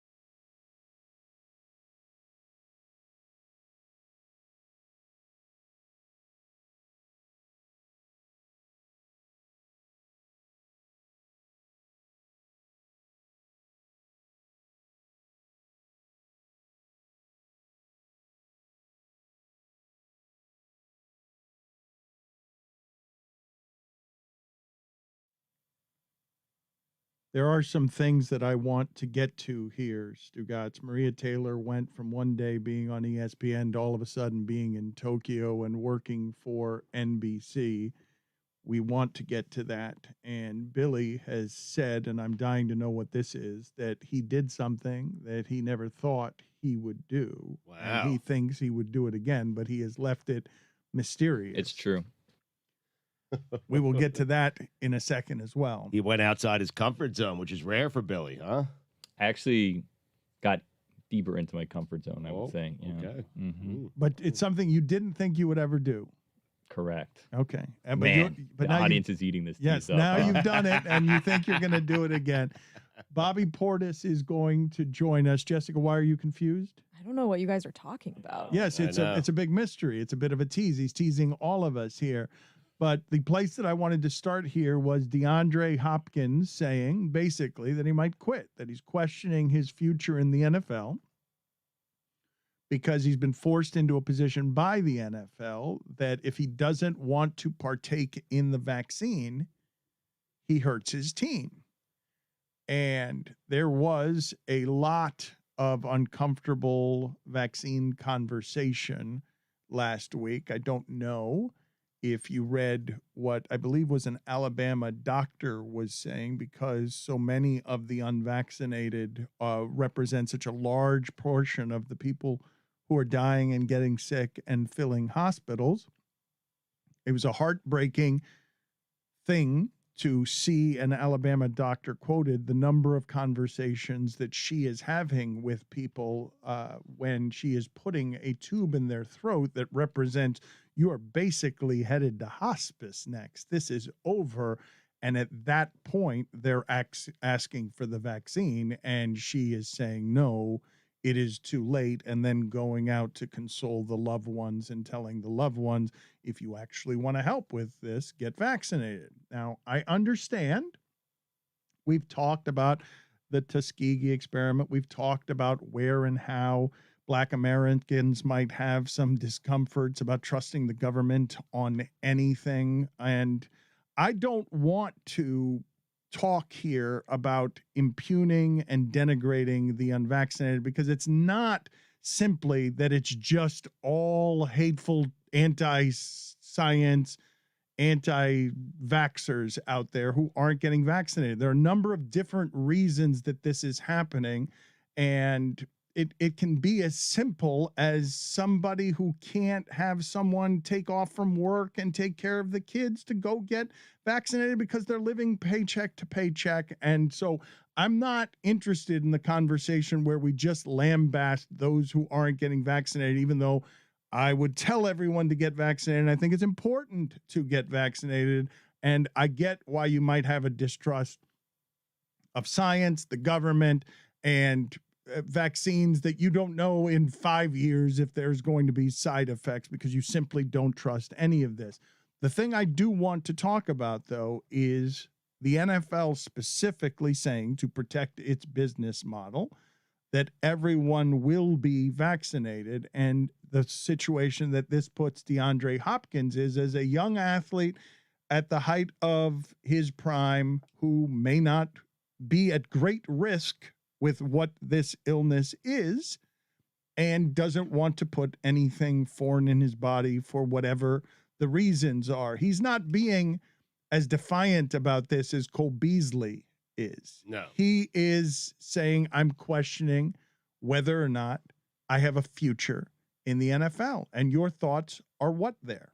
Well, I mean, the NFL is kind of it's a really difficult spot, and really a smart play if you're the NFL and you want people to you want your players to be vaccinated. 2 coaches had to leave their teams because they refused to get vaccinated. And so, Dan, you're doing it in the place where it would hurt the player the most. If you're not vaccinated, it could forfeit you a game. You might lose a game. You have to then talk to your teammates and say, hey, I'm the reason we lost this game. And what is football all about? It's about team. It's about the locker room. It's about being there. It's about playing through pain. It's about doing what you have to do to win.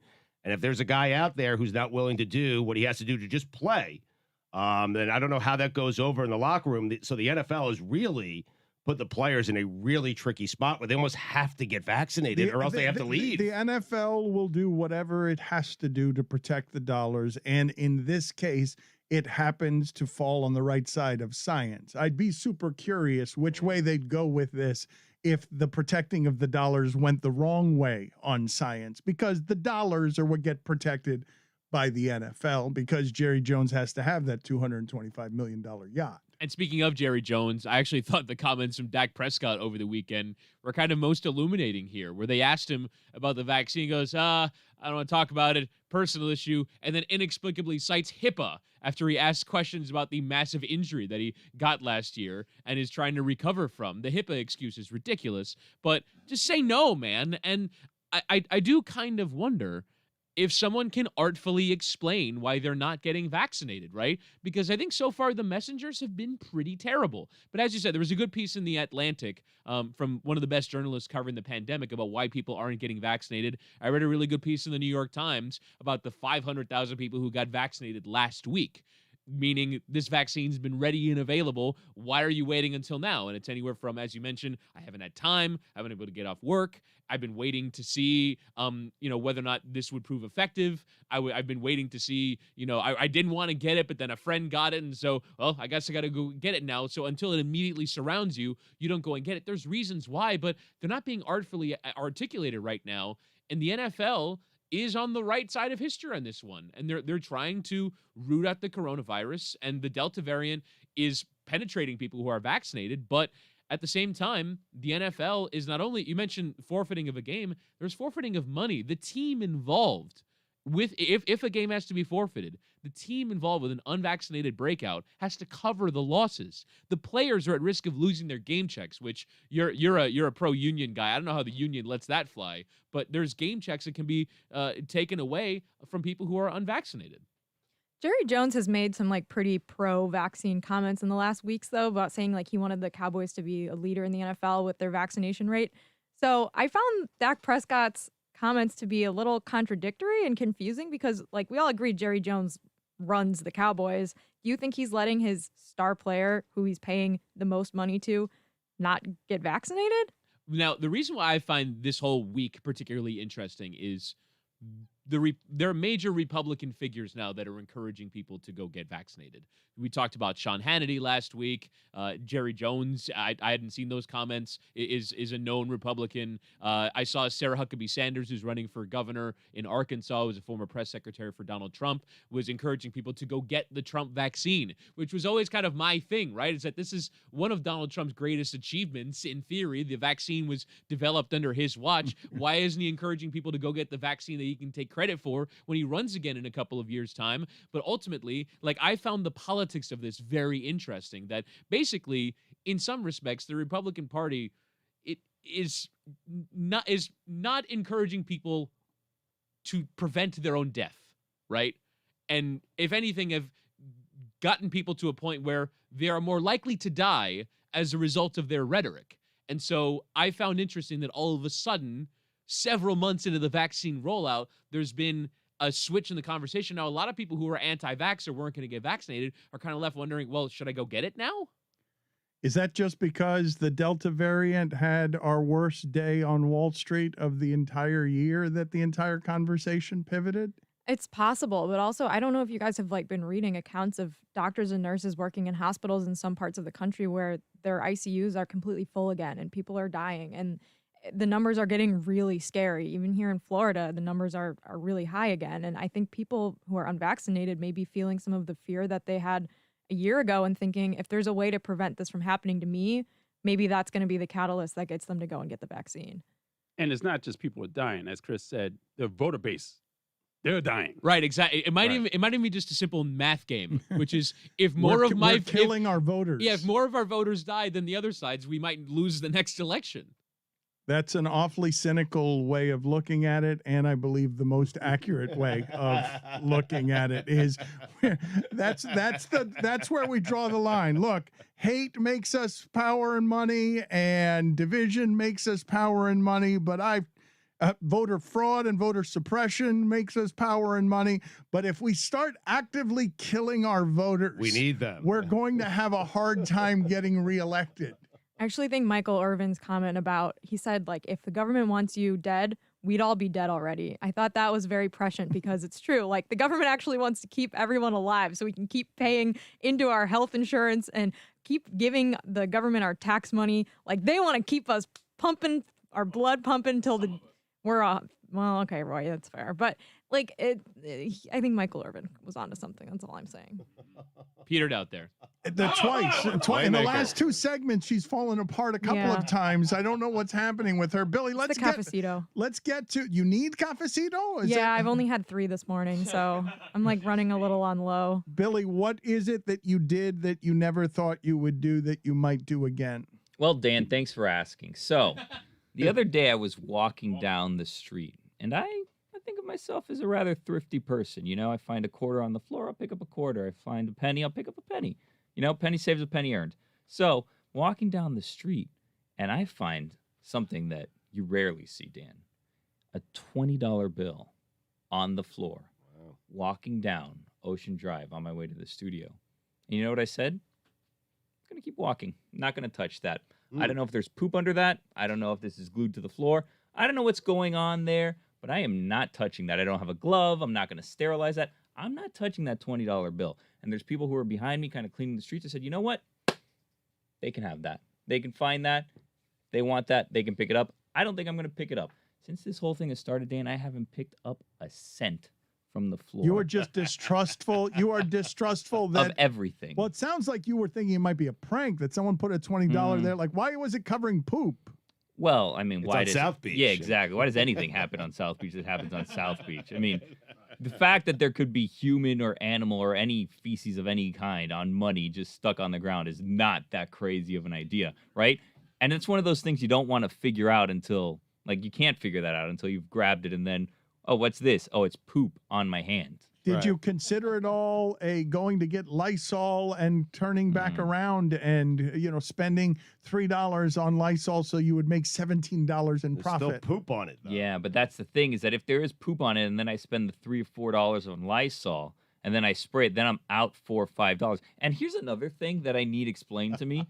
Is there a shortage of, like, Frappuccinos that are prepackaged from Starbucks? Or is this just like a South Beach thing? Are we not stocking them anymore? CVS, no offense, I don't mean to call out a company, but I went into 2 different CVS's today just looking, and Dunkin' Donuts, don't get me started on them. But I'm looking at 2 different CVS's. They don't have any, like, iced coffee products of any kind that I could buy. It's just empty coolers. I don't know what's going on there. Maybe they stock them later in the day. I can't believe that there's a rush, that those coolers are all empty. Does that make any sense? Does this have anything to do with the $20, or it was just a disparate thought that you had? Well, we were talking about going in and buying Lysol from a CVS, and I'm telling you that some of these shelves are barren. I don't know what's going on. I go to Dunkin' Donuts this morning, and they say cash only.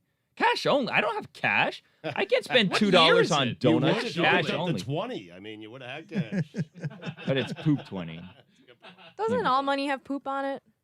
Yes. I don't want to think about that, Doesn't though. everything have poop on it? Well, Yes. Yeah. I don't know about Even your that. toothbrushes and whatnot in the bathroom. Yes. Put that on the poll, Guillermo. Does all money have poop on it at Le Batard Show? If I were to buy a Twinkie that's been packaged, I don't believe there's any amount of poop on that.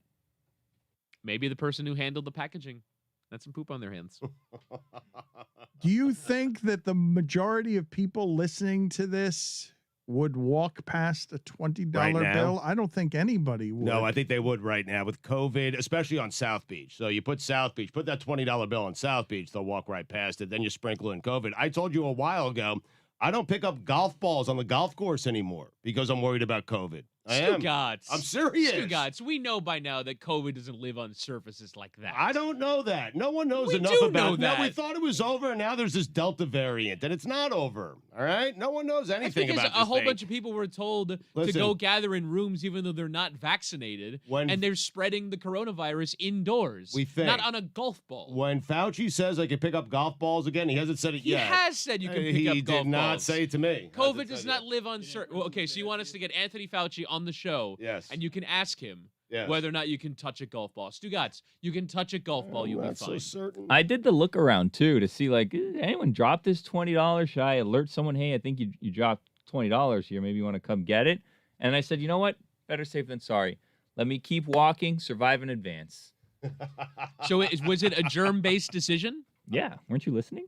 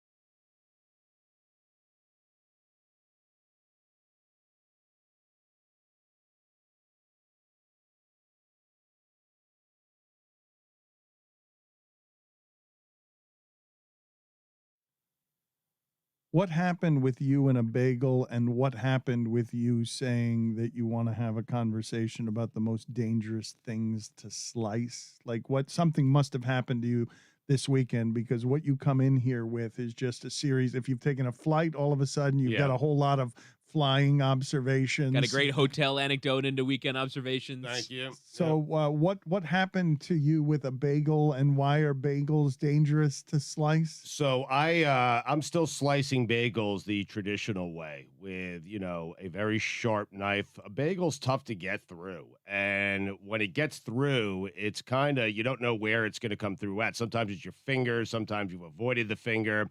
I didn't realize that we had a bagel slicer at home. I didn't know. We've had it for years. I had no idea that Abby got one. It's a game changer. Like I'm telling you, bagels go from the most dangerous thing to slice to the easiest thing to slice because of this one invention. It's incredible. The bagel slicer. You put it in the middle, you put the thing down, it comes out, it's perfectly cut. But before the invention of the bagel slicer, I maintain that was the most dangerous thing to slice, was a bagel. I mean, Dan, it's terrifying. Have you ever sliced a bagel? I have. I wouldn't. You know what I'm talking about. I wouldn't call it terrifying, but in general, I would say I am inordinately cautious around the slicing of things, just because I don't want one of the things to be sliced to be my finger. Right. How many bagels do you have to eat to have a dedicated bagel slicer, though? Like, you guys must go through like 50 bagels a week to make that thing worth it. We do. We have bagels like every Sunday, at least. Every Sunday I'll go get bagels, some tuna fish, a little coffee. You know the deal. I mean, some salmon, the whole thing. Some lox, a schmear. Yeah, a little schmear. I don't believe you. That's it. That's all I have to say. I don't That I've believe ever it. sliced a bagel, or I get bagels every Sunday. Or that he has a bagel slicer. Just for this situation, talking about you have bagels every Sunday. I don't believe you. We do. We have bagels every Sunday. From where? I forget the name of the place. And they don't slice them for you. No, they don't slice it. All apart. But I will tell you, it's right on Coral Ridge Drive. It's in a strip mall. It's at the very end. Mitch's Bagels, I believe it's called. Yeah. Mitch's And Mitch Bagels. doesn't slice the bagels for you. You Mitch say is no no longer thanks. with us. Oh, sorry to his family. It's fine. You know that about old Mitch. What an odd thing for him to lie about. He's rubbing his Mitch? arms now. It's one of his I feel tells. terrible that I had to say it. I mean, Do you guys want to call Abby and ask her how often they have bagels? Do you guys, whether it's an every Sunday thing, and see if this lie falls apart in a public fashion? I'll send Billy the number here. Yeah. Billy, do you have Abby's No, number? I'd rather call Mitch's and see if Mitch is dead. Okay, why don't you do that? Do that. Off air, though. I mean, Where come is on. this? The kid doesn't need to hear. Coral Springs. Just it's such a strange thing to lie about. What was it, Roy, that gave you the indication that he was lying? Because the question of every what's the Sunday. name of the place, not having an immediate answer, was pretty good in terms of cornering him. Just all of it. Talking about he has bagels every Sunday. And now he's going to a place in Coral Springs. What do you need a slicer for? I think the tell was his lips are moving. Is it? But is it that he lies, or is it that he simply can't help himself from exaggerating? That everything has to be an embellishment. we have ourselves a new superhero, the exaggerator. It might not be that he always lies, though he does. I do think that it's just that he has a need to make things. He's Tommy Topper. He needs to make something have a little bit more flourish than it actually has, to bring a little spice to life. I'm just telling you, a little Sunday brunch. We go out to Mitch's. Mitch is no longer there. Okay, we get 12 bagels. You get the 13th free little baker's dozen right there, Dan. Here comes the avalanche of details now that he's had time to We think. get the black and white cookies. To cover up the lie and the Oh, embellishment. the black and whites. Oh, they're so good. So you go there every Sunday to buy a baker's dozen. Yeah, and what's great is they have a drive-through now. They didn't have that when Mitch was around. They have added a drive-through. So now with my wife orders it, I just go through the drive-through, and it takes me like 15 minutes. Tack on a couple of heaters. I'm home in 25. A few Sunday morning cigarettes. Right before the game. I really don't understand the need to lie about these I'm not things. lying. You'll be disappointed here. I'm sorry. You didn't know the name of the place, and now, a minute later come the details that were being asked for when you were cornered in the lie. The thing is that he knows that I can't call this place and say, "Is Mitch dead?" right? Like, because he knows I'm You not don't going to be need able to do I'm that. telling you. Yeah, that but he's you dead. you lie a lot. It was Mitch's West Side Bagels, and now it's West Side Bagels. I mean, that's what it's called, So it's not Mitch's anymore. It's West Side Bagels. Mitch is no longer with us. I mean, I'm looking at a Mitch's West Side Bagels. The only location is in Weston. That is very far from Yeah, the Coral Springs one says permanently closed. well, it's open. Every Sunday, huh? Oh, We go there okay. every Sunday. Got That it. might have been the last bagel place he went to 2 foreclosed houses ago. That might have been. He was just. It was just one. He was I mean. just trying to find whatever it is he wanted to go. He went there. He's like, what are the name of famous bagel places and what have you? Kevin Durant was quoted Talking here. about slicing. I mean, This Kevin Durant was quoted as saying, "We never know where we're going to end up with the lies." Yes, we were talking about slicing. someone get at me. I want to be vindicated here. I mean, you were. I'm finally telling the truth, and no one believes me. Well, because the places you're talking about are closed or far away. Like you're not driving. You just said that it takes 25 minutes with the heaters, and Weston is a good 45 minutes from where you live. No, I go to the one in Coral Springs, Parkland and Coral Springs, But right it's next not door. called Mitch's anymore. It's You said West it Side. was It's called because Mitch is no longer with us. I mean, that would be weird if you still called it Mitch's. Why wouldn't you honor the late great bagel making Mitch? I don't want to do this, but when did Mitch leave us? I believe it was 2 to 3 years ago, something Yeah. like that. It was a shock to all of us. Yeah, was it? It's a shock to Mitch apparently because he posted on Instagram April 1st. Oh, interesting. You sure? Now there was a Mitch Jr. Stop! Just stop! Just stop. Are you sure? Look it up. You looked it up, and then are you sure? Is it Mitch Jr.? Is it his namesake? Just stop. So I'm reading an article here from coralspringstalk.com. And it says here, a bagel chain with a large presence in Long Island and South Florida is planning to reopen. Westside Bagels at the Sawgrass Center on Coral Ridge Road. Shuttered for the past few months, Westside Bagels closed when its former owner, Jeffrey Lichtman, died unexpectedly in November 2019. That's Oh, Mitch. that's who you're. That's Mitch. That's Jeffrey Mitch. is Mitch. Yes. Yeah, well, his friends call him Mitch.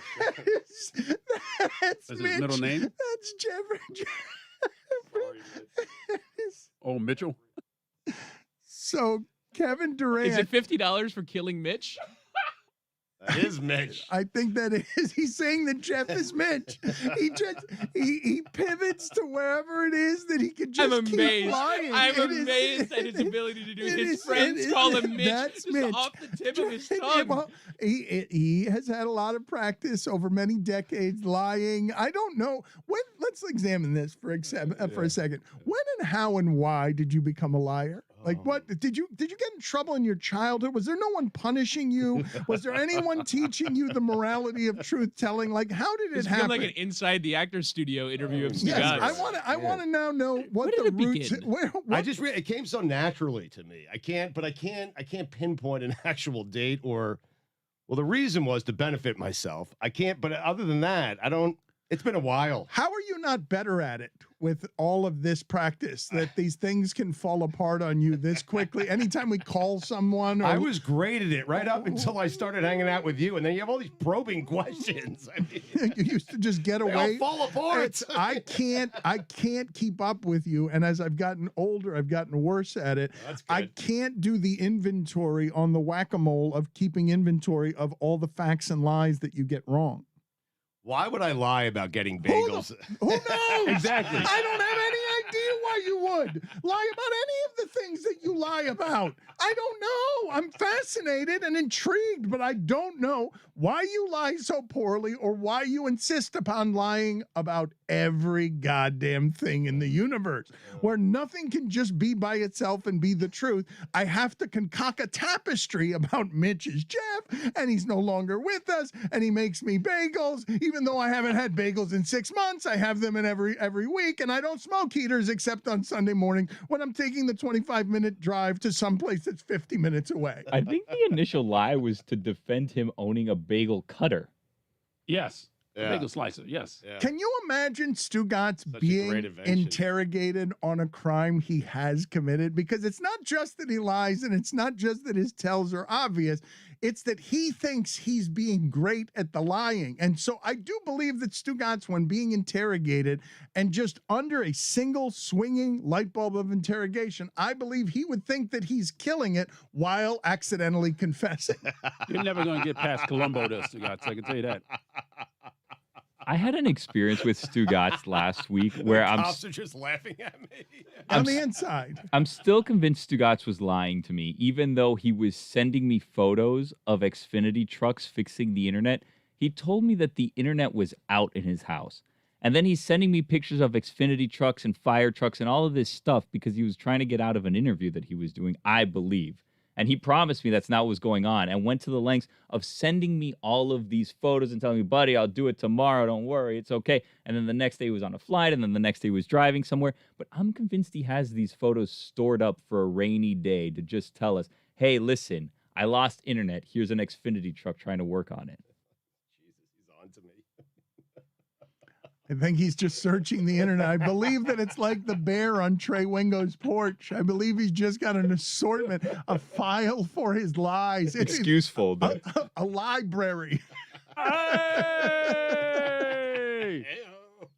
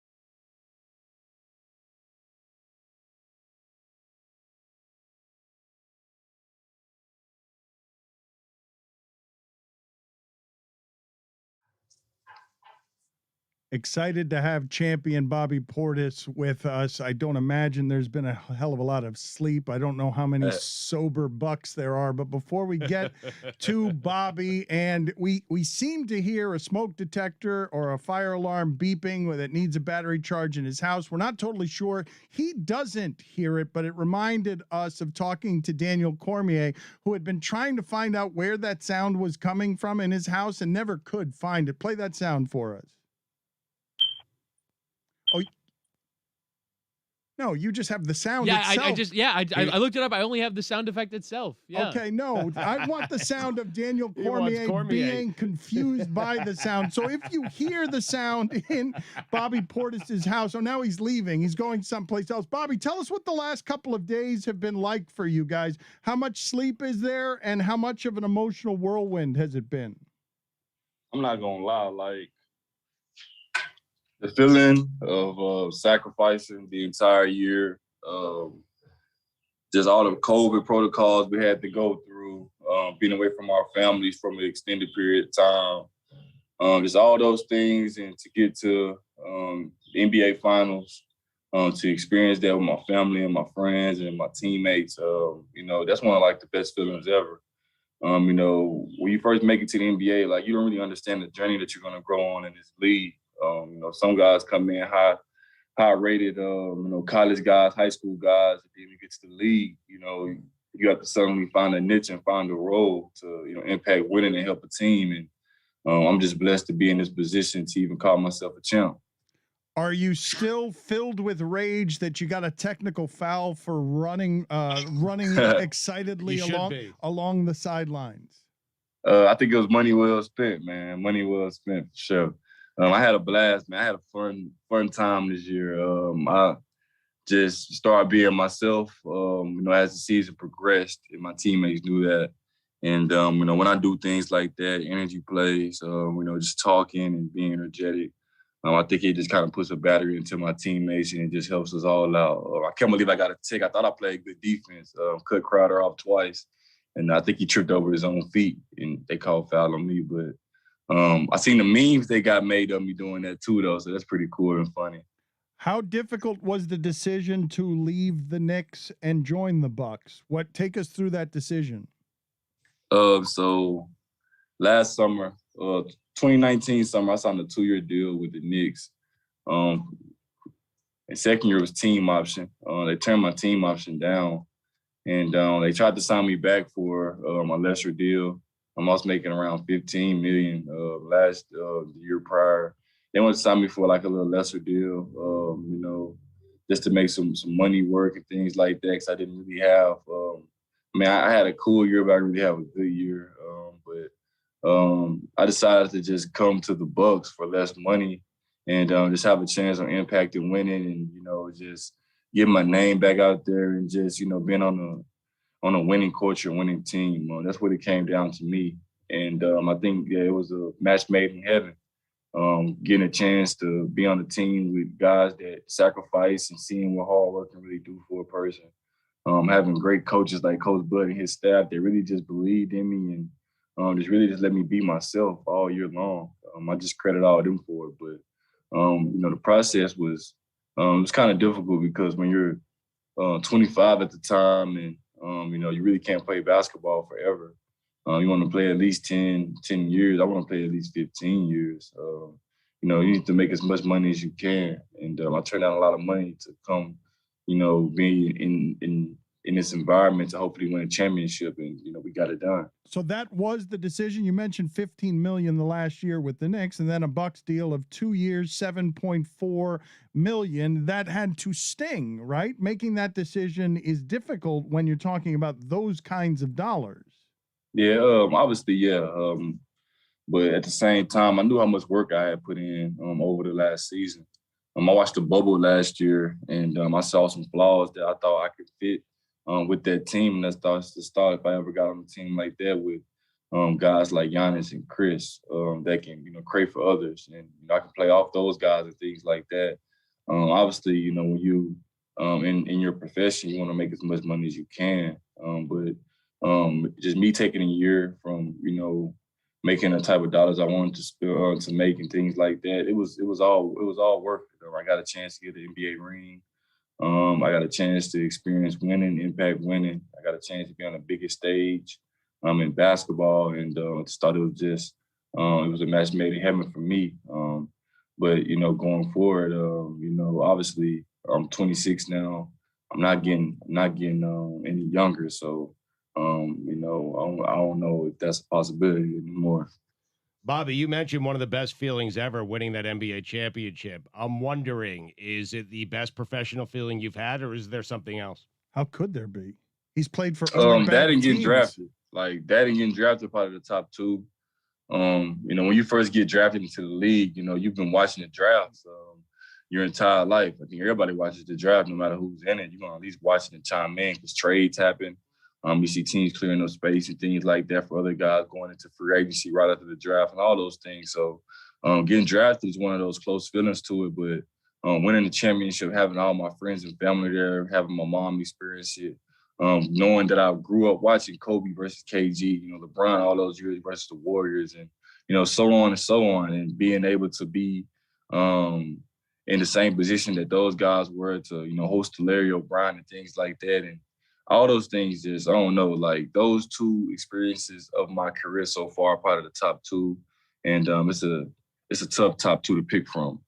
You emerged as a very popular player, perhaps the most popular player on that team. So I'm wondering, have you spent a dime anywhere in Milwaukee since you won the title? Nah, I actually haven't. It's actually crazy, like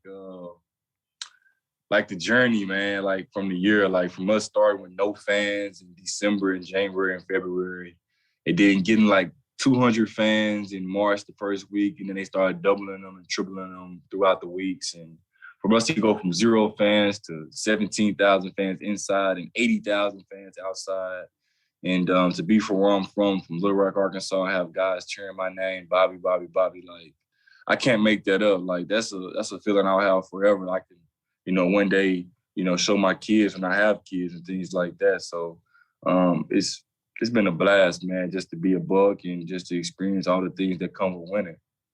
Did you absorb just the level, the height of Stugotz sucking up there by calling you possibly the most popular Buck? Like I'm willing, chanting his name. I'm willing to say that you're popular and they love your energy. I'm willing to even say it was hey, Bobby, Bobby, not Giannis. You Giannis. were the second leading scorer right up until Middleton in the last game. Right up until Middleton got some cheap buckets late to make you not the second leading scorer in that game.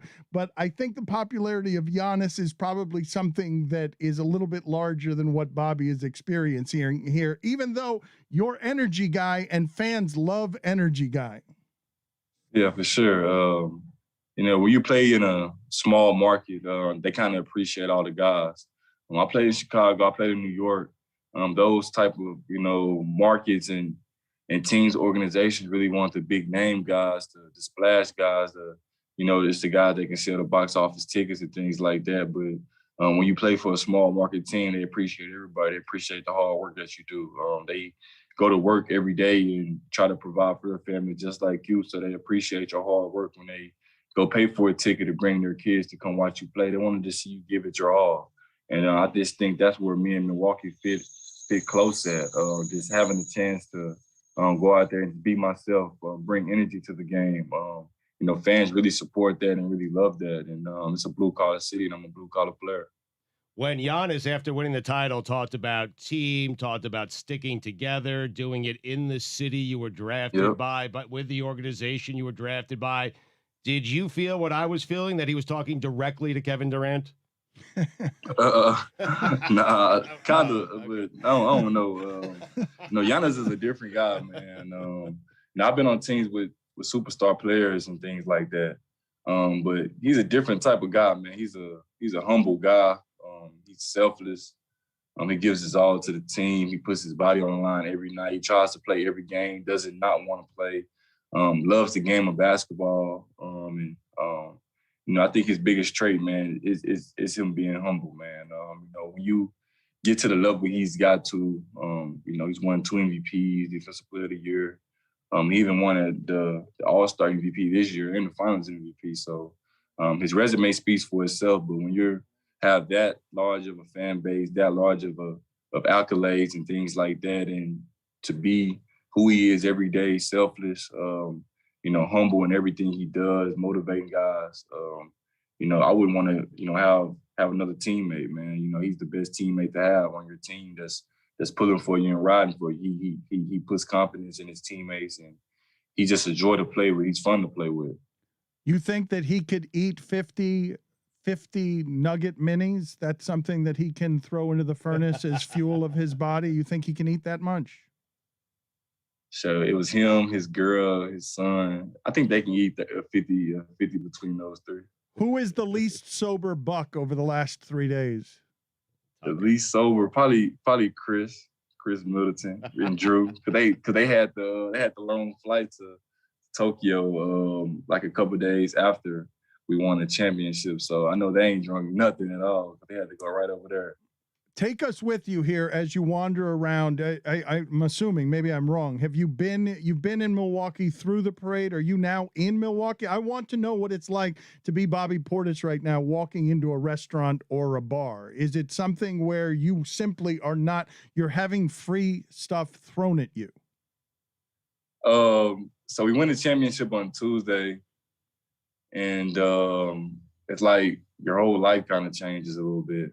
Win the championship, biggest stage in basketball, 80,000 fans all over, fireworks going off, a lot of emotions. Just start thinking about the past and what you've been through to get to this point, to this moment, sharing with your family after the game on Tuesday night. Wednesday comes, I try to relax a little bit because Tuesday night we were out all night after we won. Relax Wednesday. Thursday was the parade. And the parade was that was crazy. Like that feeling that you have that you really, made all these people proud. The fans of Milwaukee that's been fans for forever. They grew up there. That's their pride and joy. They love that team. And to have 500,000 people at our parade, that was crazy, man. Surreal. And then now I'm in Arkansas now, back at home, just relaxing. Got a big week this week. With a lot of decisions to make. So just trying to take it all in and just try to degress a little bit. What kind of decisions? I have a player option coming up with the team. So I have to weigh some things out and things like that. And see if some things really make sense. So you don't know where you're going to be? I thought you were weighing just opportunities. I would imagine you would have a whole lot more opportunities than you did even 2 weeks ago. Yeah, for sure. It's early though in free agency. We're starting Sunday, so have to weigh some things out, see which team's gonna turn down team options and things like that. See which team I really fit on. And if I really want to run it back with the Bucks. So don't really know what's going to happen right now. Just taking some time off with my family and my little brothers, hanging out with them, try to get my mind, off all that right now and get back to it in a couple of days. But obviously, we don't have, a lot of time to play this game of basketball. We want to make the most money we can to, build generational wealth for our kids, our families down the line. And, just one of the big decisions that I really have to make. Sounds like you're leaving.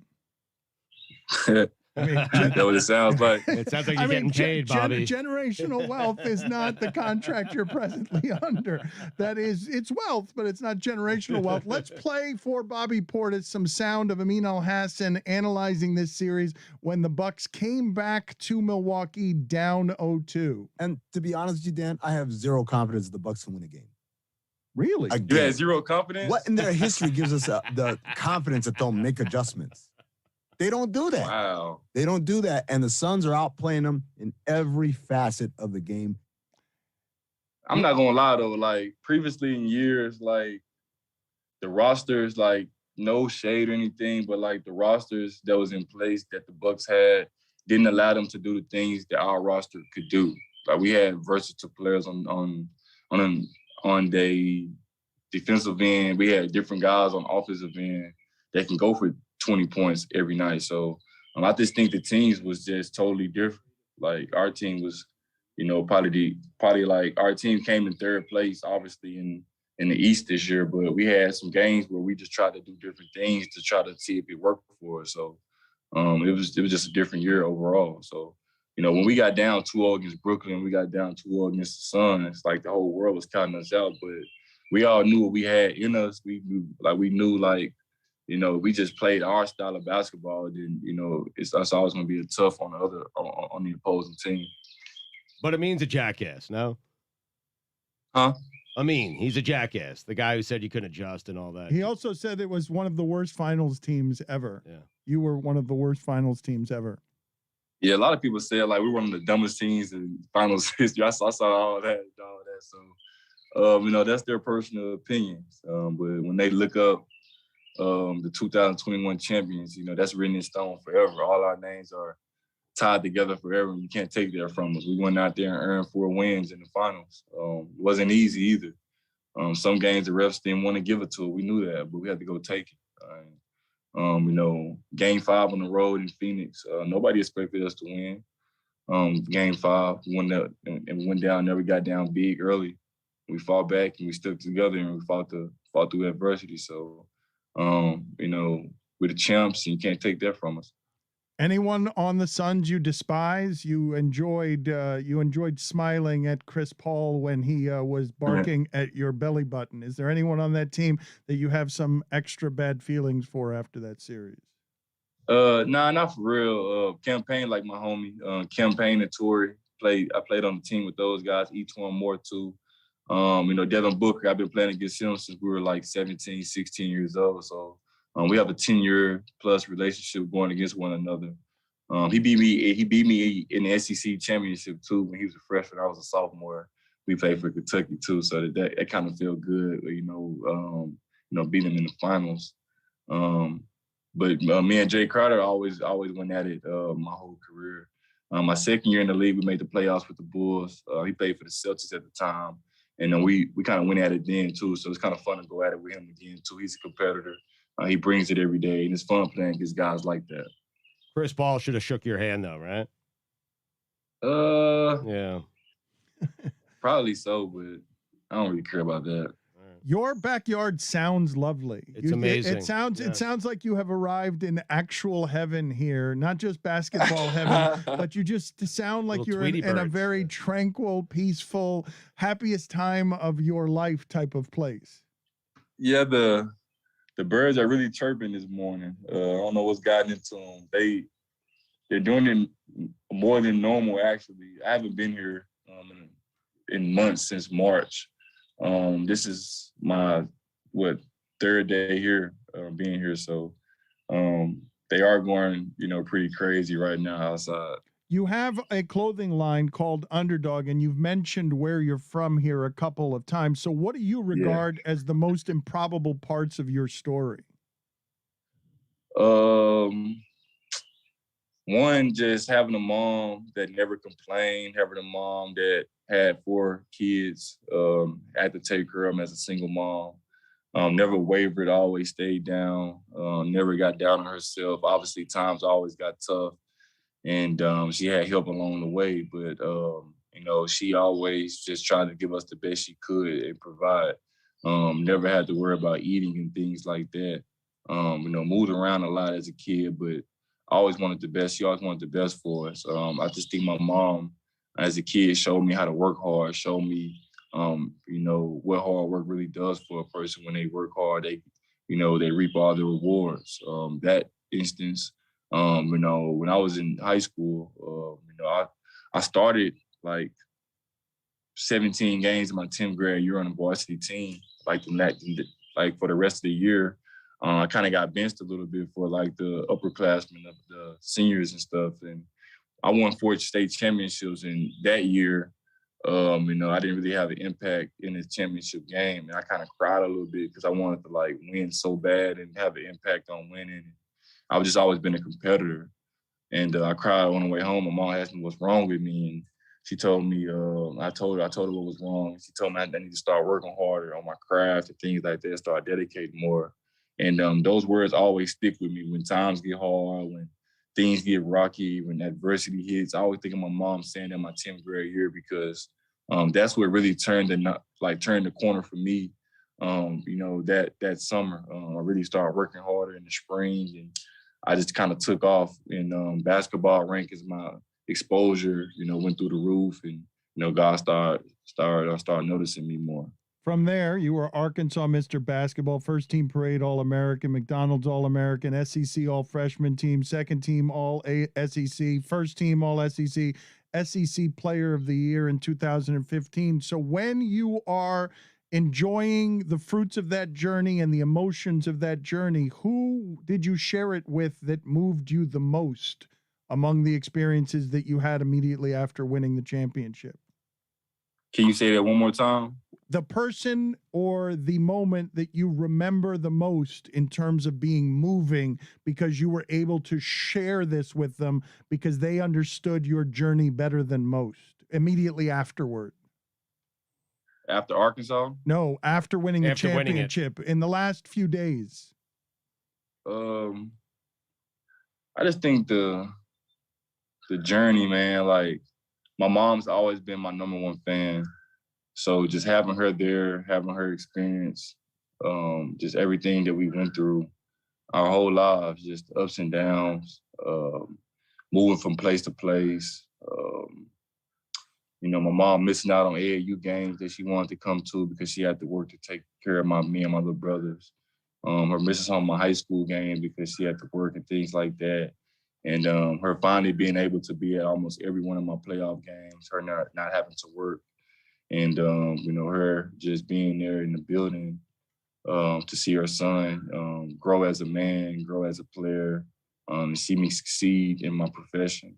I think that's the most sweetest part of it all for me, just having her there every step of the way and knowing that, she has my back through the highs and the lows. And, I finally, got to a point in my career where I can, where like I know my role, I know my niche now, and it's kind of easier. And, that's why I'm at peace now. Being at home the last 10 months last year really helped me find that peace and helped me get to the point where I'm at now that nothing really bothers me anymore. The highs and the lows don't really bother me. I'm just an even keel now. And sharing that moment with my family was just probably like the best moment the last couple of days. Bobby, thank you for joining us and congratulations. We appreciate your time. Happy for you. It was fun to watch. I really appreciate you guys for real for having me on. I'd like to come on some more, man. All right. Thank you, Bobby. We will do that. Thank you, sir. Tomorrow? You got to give us all the Appreciate stories about Giannis being a real asshole, though. Like, there's so many times that Giannis was just an extraordinary jerk. Thank you for being on with us, sir. Appreciate you guys. All right. Thank Good you, Bobby. talking to you. And I will now get for you the sound that Whittingham was supposed to play about Daniel Cormier sort of swatting at the fire alarm smoke detector in his house that he couldn't find. I don't hear it. Like everybody goes, dude, fix it. There it is. It just happened. There it is. People write me. Totally not worth it. Thank you, Bobby. We appreciate it. That's crazy.